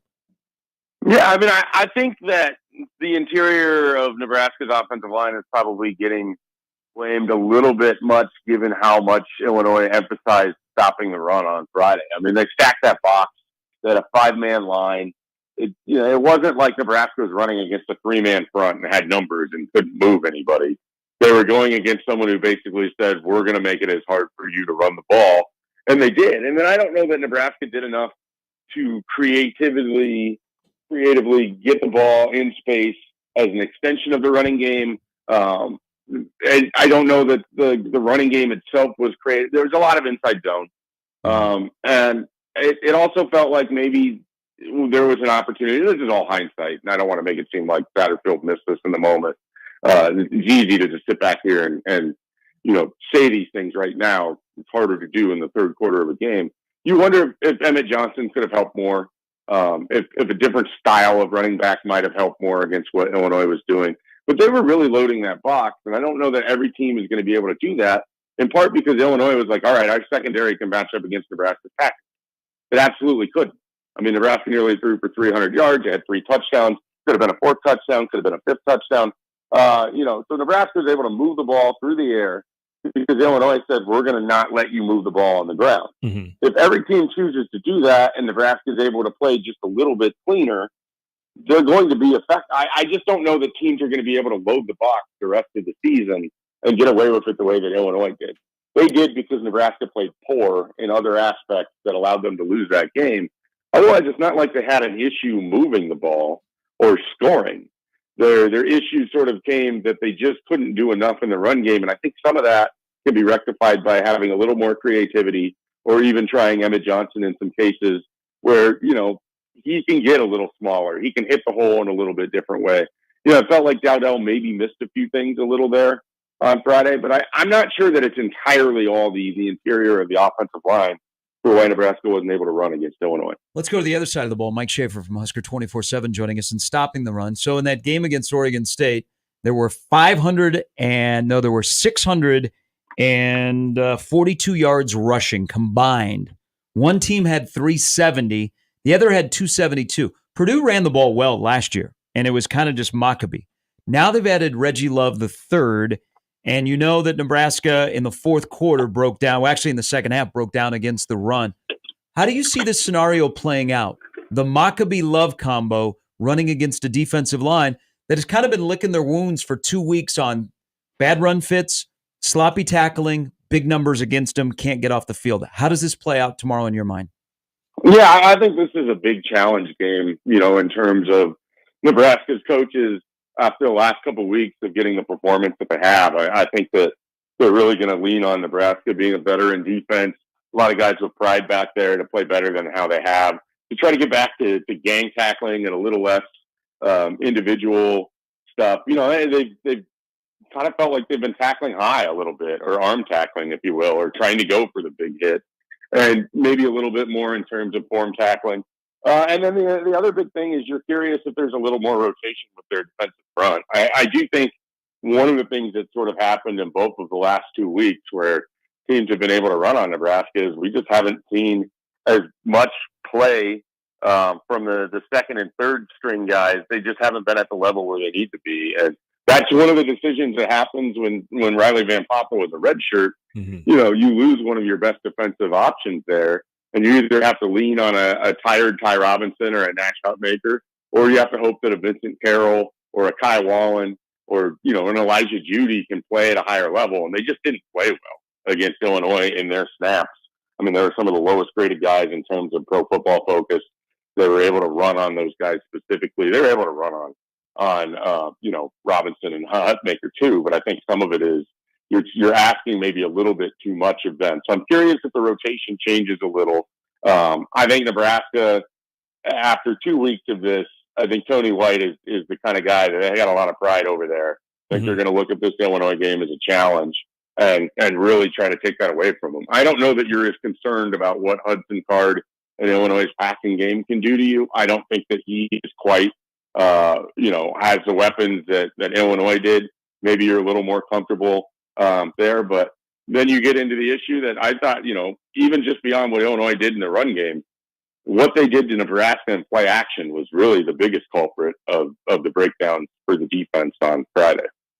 And part of that, and we saw this in Northern Iowa, was a lot of the quick passing game. It seemed to neutralize what Nebraska wanted to do. Illinois also did that, and RPOs, a lot of that too. Is that just something defensively, regardless of your ability at quarterback, and even Hudson Card, who's struggled this year throwing the football, that's just something defensively with the quick passing game you're going to have to expect? Yeah, and then here's the thing. I mean, Nebraska plays a pretty soft hand coverage, so if it's a quick passing game and you don't tackle really well, and they're able to get that ball out quickly, they can just keep kind of getting little chunks and moving and sustaining drives. And then you have to get one of those sort of negative plays that allows you to get off the field. Nebraska's defense isn't necessarily built to just force 3 and outs immediately unless they can get more pressure right away, because they don't challenge receivers a lot at the line of scrimmage. So you get a lot of free releases. You get a lot of quick throws. And so it was a combination on Friday at times where you're not real tight in coverage and you're not getting much pressure. So even if it was a little longer developing play, it felt like Altmaier had plenty of time to be able to look down the field and then throw in, some really bad key reads and eyes in the backfield on the play action. And it was a pretty simple slice of dice for a veteran quarterback. So they're going to have to figure out a way, or they're going to have to decide if they're more comfortable playing tighter in coverage. Now, that gets harder to do when you don't have Tommy Hill, but I thought Sierra Wright played pretty well. I still wonder if there isn't a world in which you get a Hill back and you can move right to the other side and maybe Buford moves back to safety. It's not that he's played bad at corner. I just don't feel like he's as valuable there as he might be at safety as part of that mix. And maybe that allows you to move one of those other guys or to maybe limit their exposure. So there's a lot they can do with the secondary. I'll be curious, if John Butler and Tony White come up with a different concept for this game or for Rutgers. But, we'll kind of see if they choose to play in tighter coverage or if they're going to continue to kind of play a hang defense and hope that they can start getting third down stops. I mean, that's kind of been the problem in back-to-back weeks. All right, leading rusher tomorrow. Will he have a P on the side of his helmet or an N? I am going to say a P because I still think Nebraska is going to have to move the ball through the air. I think they'll run better, and I think Purdue will get some things done in the running game. I just don't know that it's going to be an effective thing. And I think Purdue's going to struggle to pass. They really did against Oregon State. I mean, 55 yards in a game in which you're losing almost instantly. Like that's pretty remarkable. And so I just think they have to lean on the run in order to get some yardage. So we'll see what that looks like on Saturday morning. We were talking a little bit about Dylan Raiola, his just overall importance, both for obvious reasons with his skill set, but also, he's one of the guys that has kind of that, calming presence. If you look at him during the week coming off of a loss, as opposed to coming off of the win against Colorado, exact same dude. The first bout of adversity for him in his college career comes last week in a loss, a couple throws back that he'd like to have, handling the football, a few moments like that. Shafe, is there already, even in 4 games into Dylan Raiola's career, that there's that built-in confidence that maybe more so than a lot of guys on the team that he will be able to use that as a major learning moment, if you will come back stronger? The bounce back for him, you feel, will be very effective? Well, if you believe in the idea that the experience that he's getting right now is going to be huge in terms of his development, then yes. I mean, he's going through everything for the first time. That was his first overtime game. That was his first, attempt at leading Nebraska to a score in the fourth quarter to take a lead in a critical moment. That was his first throw, the one to Luke Lindenmeyer, where you had an opportunity to hit a guy late in the game that could have been a game-changing moment. Like, these are all firsts for him. Saturday is going to be his first road game. It's going to be his first 11 a.m. kickoff. It's going to be his first opportunity to play in the sleepiest environment imaginable. And can he bring his own juice? Can he get the guys fired up? I mean, everything is a learning experience for a guy who is just now in his fifth. He's going to play his 5th game of his career. And the fact that he has as many skills as he does that he brings to it, it should make you feel good that every step of the way he is gaining information on how to do a job. And in theory, that information should allow him to do his job easier. And if he already has the natural talent and ability that we think he has, when you combine that with some experience, this is a guy that I can't wait to see what he looks like in November, let alone next year. What is he going to look like when UCLA comes to town or when Nebraska goes to USC? Is he going to be so good at that point? Because he's already kind of gone through some of this. I know I've had 8 games under his belt. Like, there's a lot of reason to be excited about what he looks like even this year because of what we're seeing in terms of his growth and maturation. All right, score tomorrow. Did you say score tomorrow? I said what is the mic cut out. I said what? What is the score tomorrow? I was gonna say I'm not playing any games. I have nothing. Go score, Mike. All right, so 27-9 is where I came down with it. I think it's going to be kind of Let me look at score. I think it's going to get off to a little bit of a slow start. It's worth noting Nebraska only has one win in West Lafayette in their last handful of tries. COVID year, right? Worth noting that coaches playing in their first game in West Lafayette have lost in 2015 and 2019. So there's some ugly trends, but I just think Nebraska is a more talented team. I think last week was a bit of a wake-up call. Nebraska didn't play well. They still had an opportunity to win the game, but they can't just show up and expect to win. So I think Rule will have them ready to go. And I think they'll be able to handle the game. There's a part of me that thinks they could really run Purdue out of their own building. But we haven't seen Nebraska be able to do that on the road, so it's pretty hard to predict it. Yeah. Shape, I appreciate it. Have a good weekend, my friend. All right, guys. Have a good one. That's Mike J. Schaefer on Twitter from Husker 24/7. Nebraska under Rule 1-4. He made a very important comment earlier this week of the identity of a team, of what you do on the road. You know, you are not relevant if you don't win on the road. Nebraska's trying to win home games.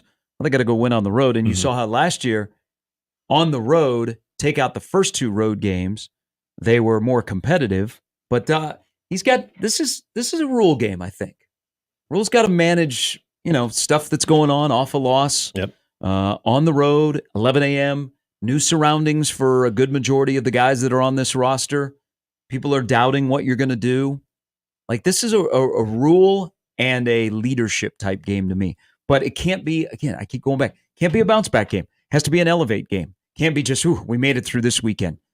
Because the month of October will be the month that determines Nebraska football in year 2 of Rule. Not November, where the schedule is juicy. Yeah. I'm telling you, it's going to be in October. And I think from what you're saying, I know it's not the most popular thing to all of a sudden get picky on style points, but to look at certain areas of this football team that just have to look the part given the matchup, yeah, I would totally agree that looks matter tomorrow.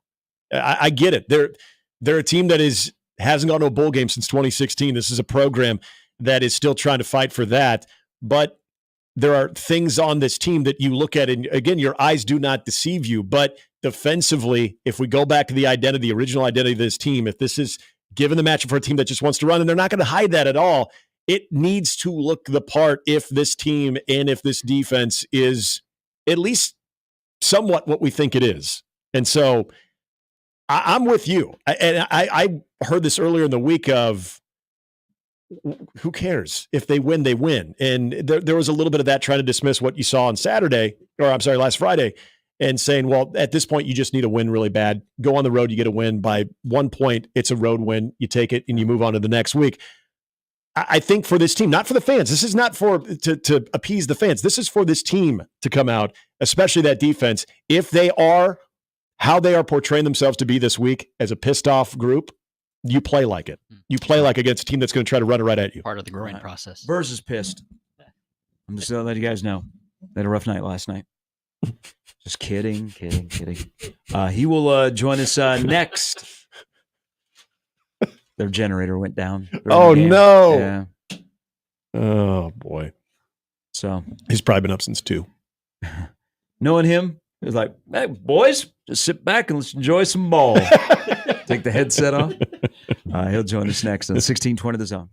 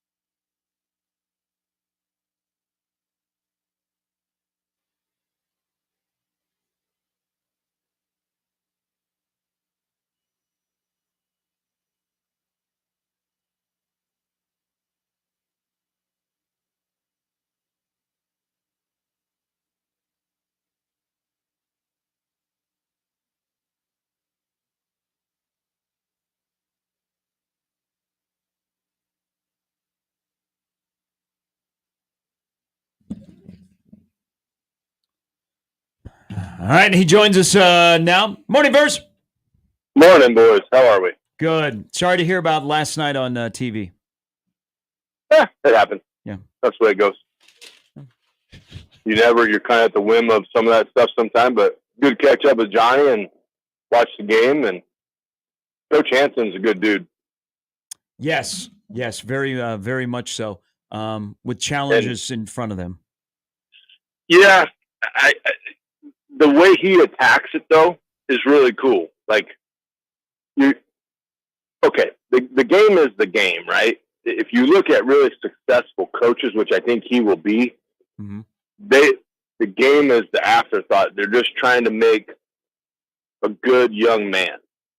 And so when you address that, I think we had something that went on because a player for them didn't play in the first quarter. I'm guessing that probably had something to do with discipline because he had mentioned something about grades and meetings when we talked to him before the game. Kind of unsubtly said some things. And I was like, oh. So as you're watching it, you're like, well, okay. But, yeah, I think when you build that culture, much like Coach Burrell is doing, they're doing a good job as well. So it was good to it's kind of fun for me because I don't get to do it a lot, but just to sit and watch a high school game that I have no tie or affiliation to except my guy, Skylar Rosegren, who works for us. He played a good game, and so it was fun to see that. Now, when things go haywire in a broadcast, and there's a lot of people that are in ears. What's the Matt Verzal? Are you the calmest guy in the bunch? Like, all right, let's just. Gary mentioned like if he knew you, he would think you were just like, all right, let's just watch some football. Yeah, nothing we can do about it. Yeah, I don't have a generator in my car, so we can hook it up. Listen, that '96 Tahoe. If you want to just get some battery cables, I'm guaranteeing that bad boy would have run that thing. But you're buying me a battery after the game's over. But it's yeah, and it's different people, and Johnny's great, and we just sat there and we talked football, and things that both sides can do to watch it. I had some friends in the stands. There were some kids that work for me that were in there watching, so I was harassing them via text, and then they were just like, "Oh my God, he is everywhere!" Like, where is he? Which was funny to me. They did not appreciate it, but I had a great time. Matt, so for people that know, Verz and John Schreiner were on the Cox broadcast last night of Millard North and Omaha. Brian, what were your and you've seen him before, and you know him, and you know the parents as well. What was your impression of Caden and Pierce, Vermas and Newberry, who are both going to Nebraska? Yeah, I think they're two really talented athletes, and it's great to see Nebraska acquiring the kids from the state. Okay, and I think we had some great conversations about Nebraska football stuff and how there's a team that plays in the North that's in our conference that could be headed to a 15, 20-year lull because they made the same stupid mistake we made. But the big thing to me is if you can control the athletes in your state, control is a terrible word, and I apologize for that. If you can make sure the athletes in your state like your program, you're at least in the running for them. And then when the athletes in your state go to your school, now you can take them. Are they day one players? No. But are they kids you can develop and make them into players, year 2, year 3, year 4? Yeah, absolutely. Newberry's got a great frame to build. He's got good instincts. He attacks the ball. Vermas has speed. I mean, he's a fast player. He's got some good quick twitch muscle. So now it's finding the best spot for them on the field, be that defense, offense, whatever it is. But it just warms the cockles of your heart to see the Nebraska kids stay in Nebraska. Verz, it's been an interesting week getting ready for tomorrow's 11 a.m. kickoff with Purdue as far as how people viewed Nebraska going into the Illinois game and maybe how they feel now. What, if any, has changed in your world of how you view this Nebraska football team going into tomorrow? I don't think anything has changed for me. The talking heads and everybody, and they said, "Oh my gosh, this is a sneaky team to get in the CFP." Blah blah blah blah blah. That's awesome that you're in the mouths of the talking heads. The guy in me that's been around football for too long, that learned the game from Kenny Fisher, and then got to learn more about it from Milt Temper and Dan Young. There's a realistic expectation to it, and the perfect storm of all perfect storms would have to happen for us to in there, but it didn't. And I think we got out over our skis a little bit. We got in one, and they battled, right? And they battled. A statement that sticks with me that Coach Rule said, and I don't know if anybody knows where the clip is, but they said, what's one thing you want to accomplish in the season? He said, I want to win a one-score game. And I thought that was very telling, because when you get used to getting in those one-score games and you come out on the wrong end of it, you learn lessons. Okay? Nebraska as a program is probably about to run out of lessons on how to not win a one-score game. Right. So now we got to learn the lessons of what do we do different to win the one-score game. Can we lose our discipline and we lose receivers near the end zone? No, we cannot. Do we have to trust our teammates that they're going to do their job? Yes, we have to do that. And for the first time, probably since I've seen Coach White's defense, you have a little bit of distrust from level to level, and guys trying to do too much instead of just, you got to do your job. And you don't have to win every play in a football game. You got to win the ones that matter. And I think, we just got out of whack a little bit. And it happened a couple, 2-3 times. Do I think they addressed that and fixed that this week in practice? Absolutely, I do. I mean, that probably got drilled into their head more than they would ever want to have happen. A kid that I am hard on, because I think he's got a lot to prove, but I've got no issue with the way the Gatula kid played. He got beat sometimes. He did some dumb stuff, but he also did some good stuff. So, to have a young guy in there now, you kind of see this youth movement maybe on the offensive line where you start rotating some of these guys in. They play a little bit more. They get more experience. So now if somebody is having a bad day, their sub goes in and they play. So always an opportunity for advancement. And, you either win or you learn. Nebraska learned a lot there. We can't stray from what we're taught. We have to trust. We have to be a team. If we do stray from what we're taught, it's not going to go very well. Hey, in the run game, I agree with you about Gatula, because I think you and I have had this discussion because we saw Gunner in high school go against some pretty good defensive linemen, and the result wasn't great. I'm with you on Friday night, and that's why I'm very curious and a little bit excited to see how he develops when now it's his gig.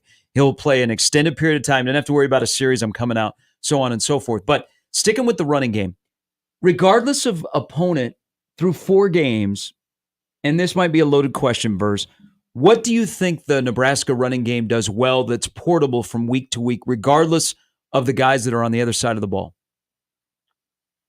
It depends to me who you have starting. Okay. I don't know if anything ever came out about Mazuka. It didn't. I'll be honest. I was in and out watching the game. I think I told you guys, the unbelievably awesome Jamie Hoskinson had her 50th birthday that day. So between telling jokes and people marveling at my awesome mustache, it is good. I was in and out watching it. The one thing that I think that you're going to be consistently good at in the running game is your backs will all attack the hole, no matter what size that is. Okay. So from an offensive line perspective, I don't have to move a guy 3 yards for my back to see the hole. Okay. I got to get initial contact, and if it's a stalemate wins. Okay. Evans Jenkins has struggled a little bit this year a couple times, but he's a guy that I think is a strength of that.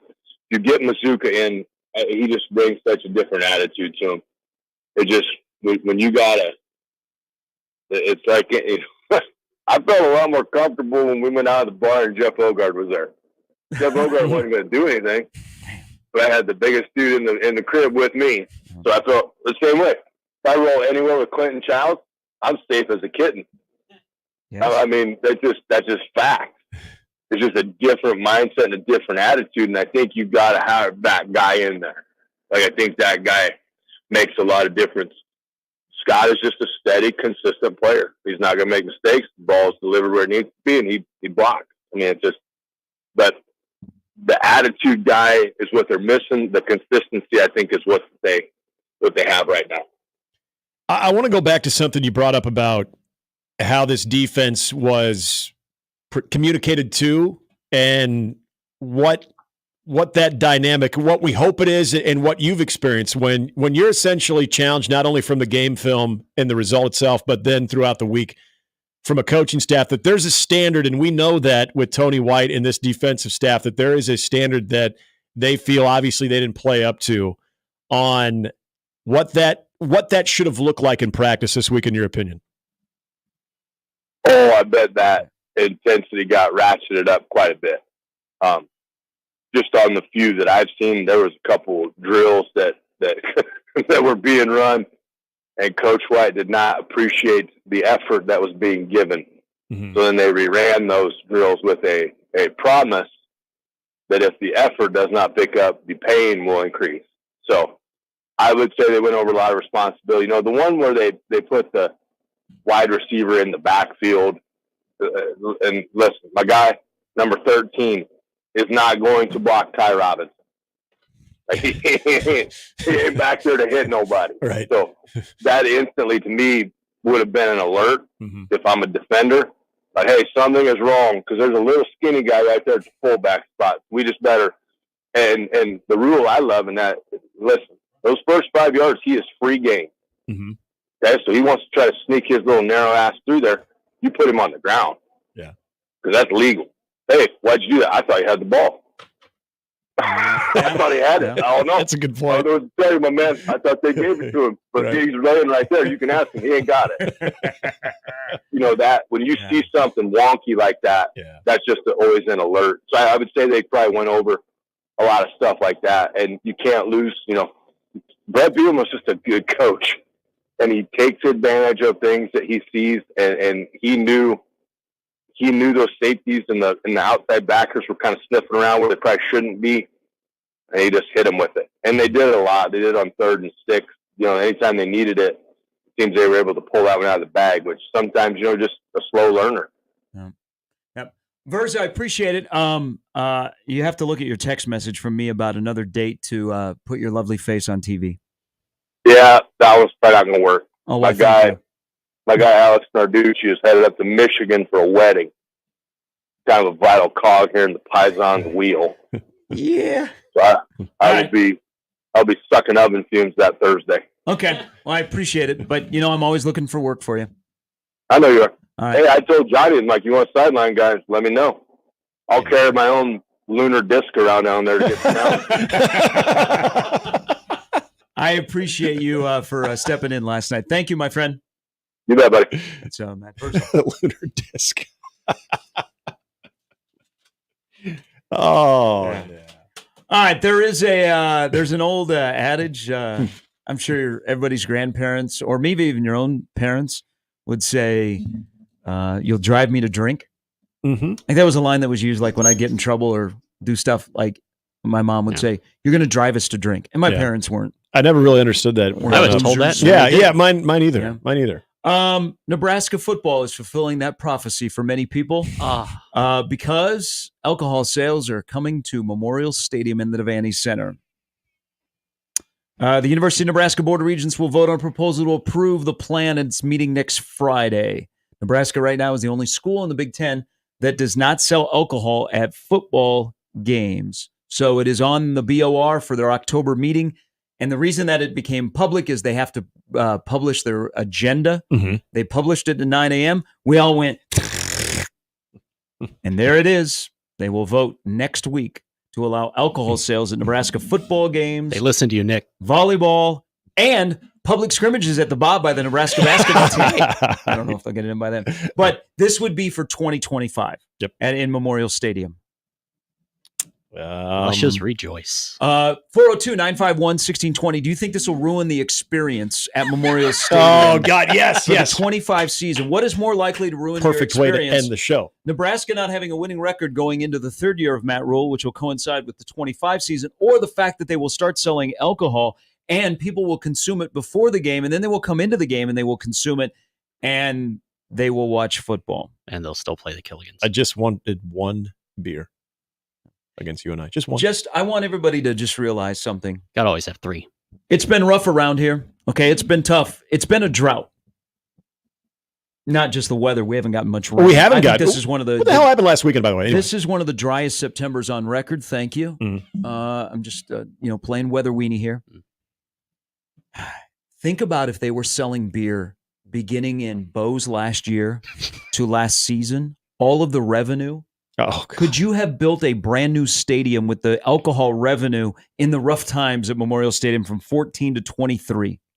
100%. You know how that goes. Nebraska athletics misses so many opportunities.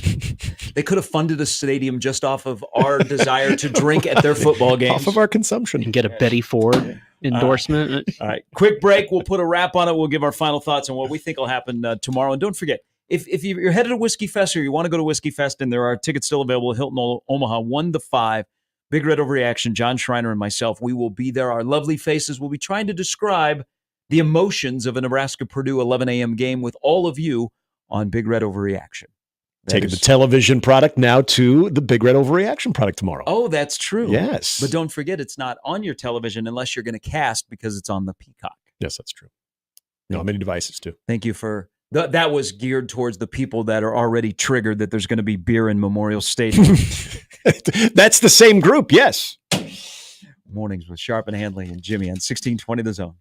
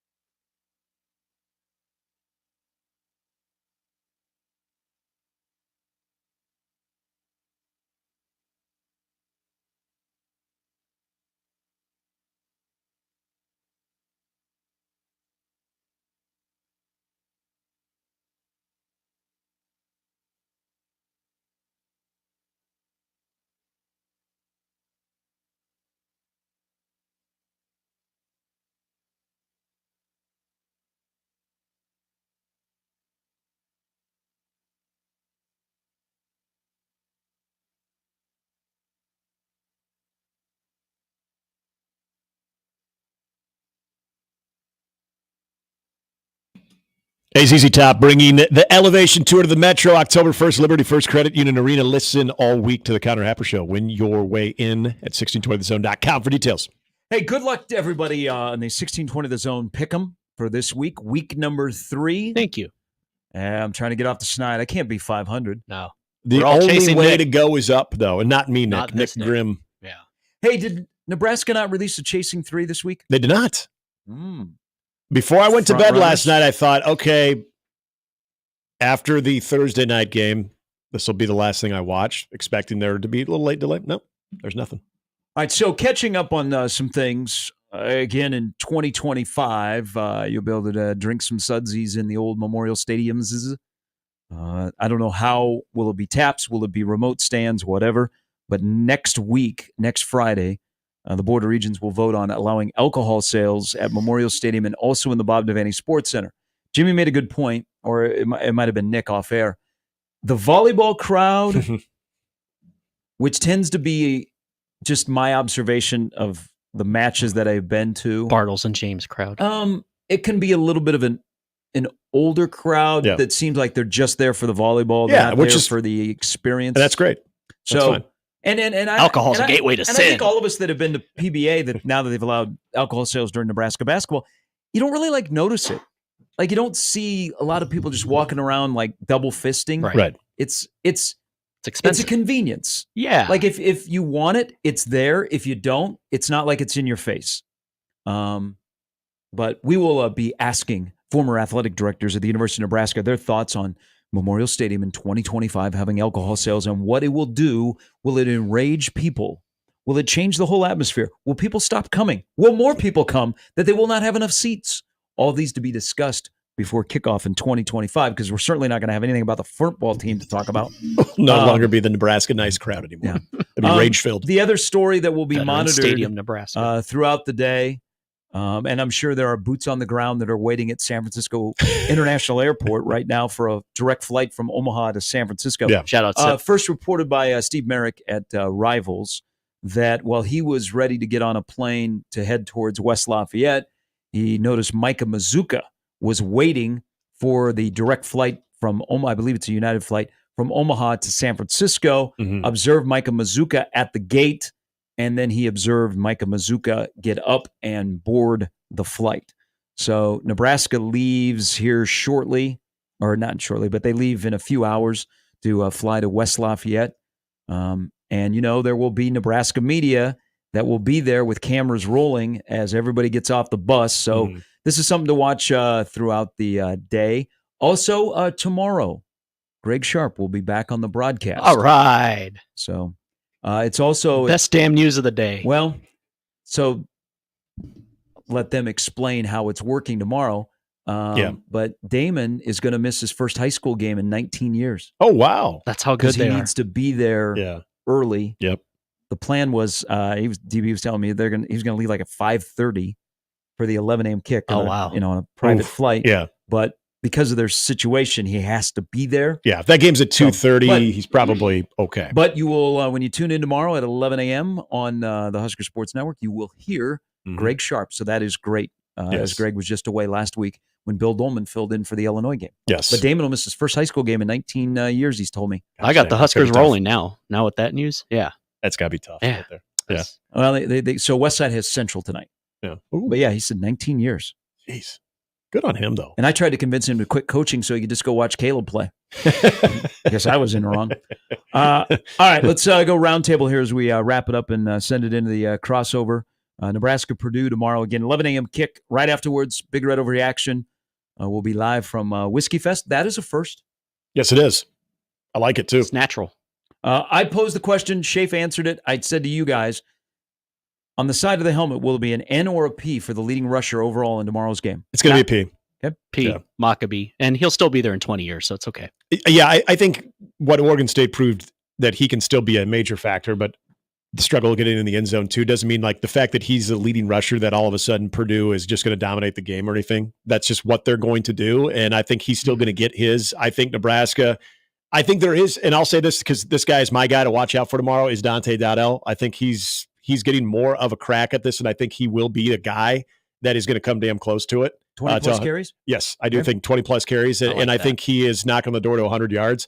But I think you're going to see less passing, but even more efficiency from Dylan Raiola. And I think 2 touchdown passes tomorrow. I got Nebraska winning 28-17. I got to win it 31-17. They're going to run more. Now, the good news for them is that the rain, if the game was played today, it would be very much hurricane conditions tomorrow. Maybe still a little wet, but not as we were thinking. But that's not going to matter. The game plan's there to pound the ball. I like Nick's pick of Dowdell over 20 carries. And 31-17. And I don't think it'll be that close. I think they'll play well. So 31-10 and Purdue scores a garbage touchdown. Oh, nice. God, I hope you're right. I like that. That would look the part then. What you said, yeah. That would look the part. The other thing to monitor tomorrow, will Heinrich Harburg be involved in red zone plays?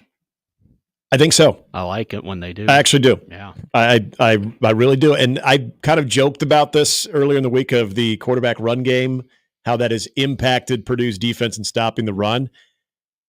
I'm not saying, well, because they have allowed that you need to look at it because it almost seems very obvious, but we've now seen more of an effort to involve him in the offense. And I think this is one of those games where, again, you give a different look, as Matt Rule says, whether it's to bluff or not, to give them something to think about. I think Heinrich Harburg does get some looks inside the red zone. I think he gets some carries inside the red zone. Nebraska wins the toss tomorrow. What do they do?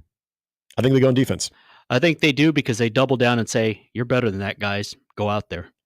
I'll never forget the words of Jamari Butler before kickoff of the Colorado game of Somebody don't hear very often. Let those, have the ball first. You need the edge, baby. Start off that way. Rooting interest tonight, go Rutgers. Mm-hmm. Rutgers comes into Lincoln unbeaten. It's a good team. Probably will be ranked because that's a Washington team that's 3-1. Yeah. So we'll get to play all of the lists again about Nebraska's record against ranked teams. Yeah.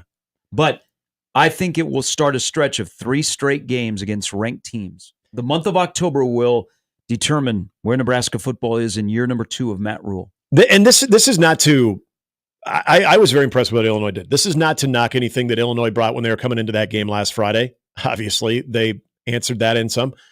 But this is that Rutgers team. This is why I'm with you on rooting for Rutgers tonight and having them undefeated.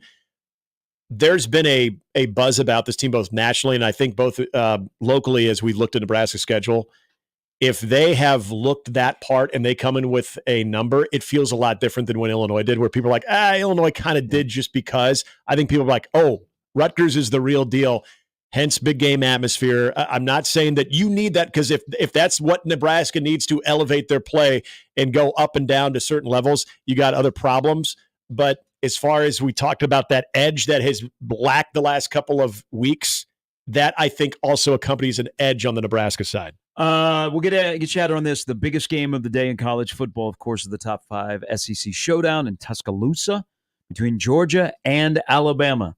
Do you guys think that at some point tomorrow night that Chris Fowler will utter the words, "They're eating the dogs," spelled DAWGS? No. And then see what I did there? Yeah, no. Then you pan over to one of the suites where the former president is. No, I'm going to say he doesn't. Springfield, Alabama. Ask me the question if he wants to. Oh, yeah. So there's a sticker that's being handed out in Alabama, and President Trump will be there. But it has the Alabama A, and it says they're eating the dogs. I think old Chris will avoid it. Not because of lack of want to. I think he'll just avoid it. Kirk can get away with it. McAfee could get away. Kirk's got a dog. Is that dog going to be at the game tomorrow too? Always. Oh yeah, Ben is always everywhere. Ben, yeah. Georgia, Alabama. I got Bama. I got the Tide. Roll Tide. Kalen DeBoer, big victory to introduce the era to the faithful there. Pow. Yeah, I think it's been a great game. I got Bama. Mm-hmm. And then the Stormchasers nightcap. I don't go against the Tide at home. A game like that. They going Dogs? Oh, that's a team that beat Alabama last year in Tuscaloosa. Yeah, I like Georgia. I think Georgia is still the best overall team in college football. Ohio State, don't let me down. I think Ohio State rolls, which would be like, okay, Ohio State's for real. Hard Michigan cover, by the way, too. Week 5, monumental weekend in college football. Penn State beats Illinois, too, because Burt kind of triggered the Penn State faithful by saying Nebraska is more intimidating and louder, and they've already got videos saying that he cannot hear you. I think if you want sanity and you're a Nebraska fan, you root for Illinois. Yeah. I think so, too. You do. Yep. You know what? Same. Yeah. All right. Thanks to everybody. Good week. Great interaction today on the stream. As you all played nicely. Now it's turned political, I see. Agreed, That's my problem. I mentioned it. But great streaming community. So thank you to everybody. Be safe this weekend. Crossover is coming up next. Get out there, make some memories. And as always, live, laugh, and punt. Except if you're Bushini. Take the day off tomorrow. Don't forget Big Red Overreaction.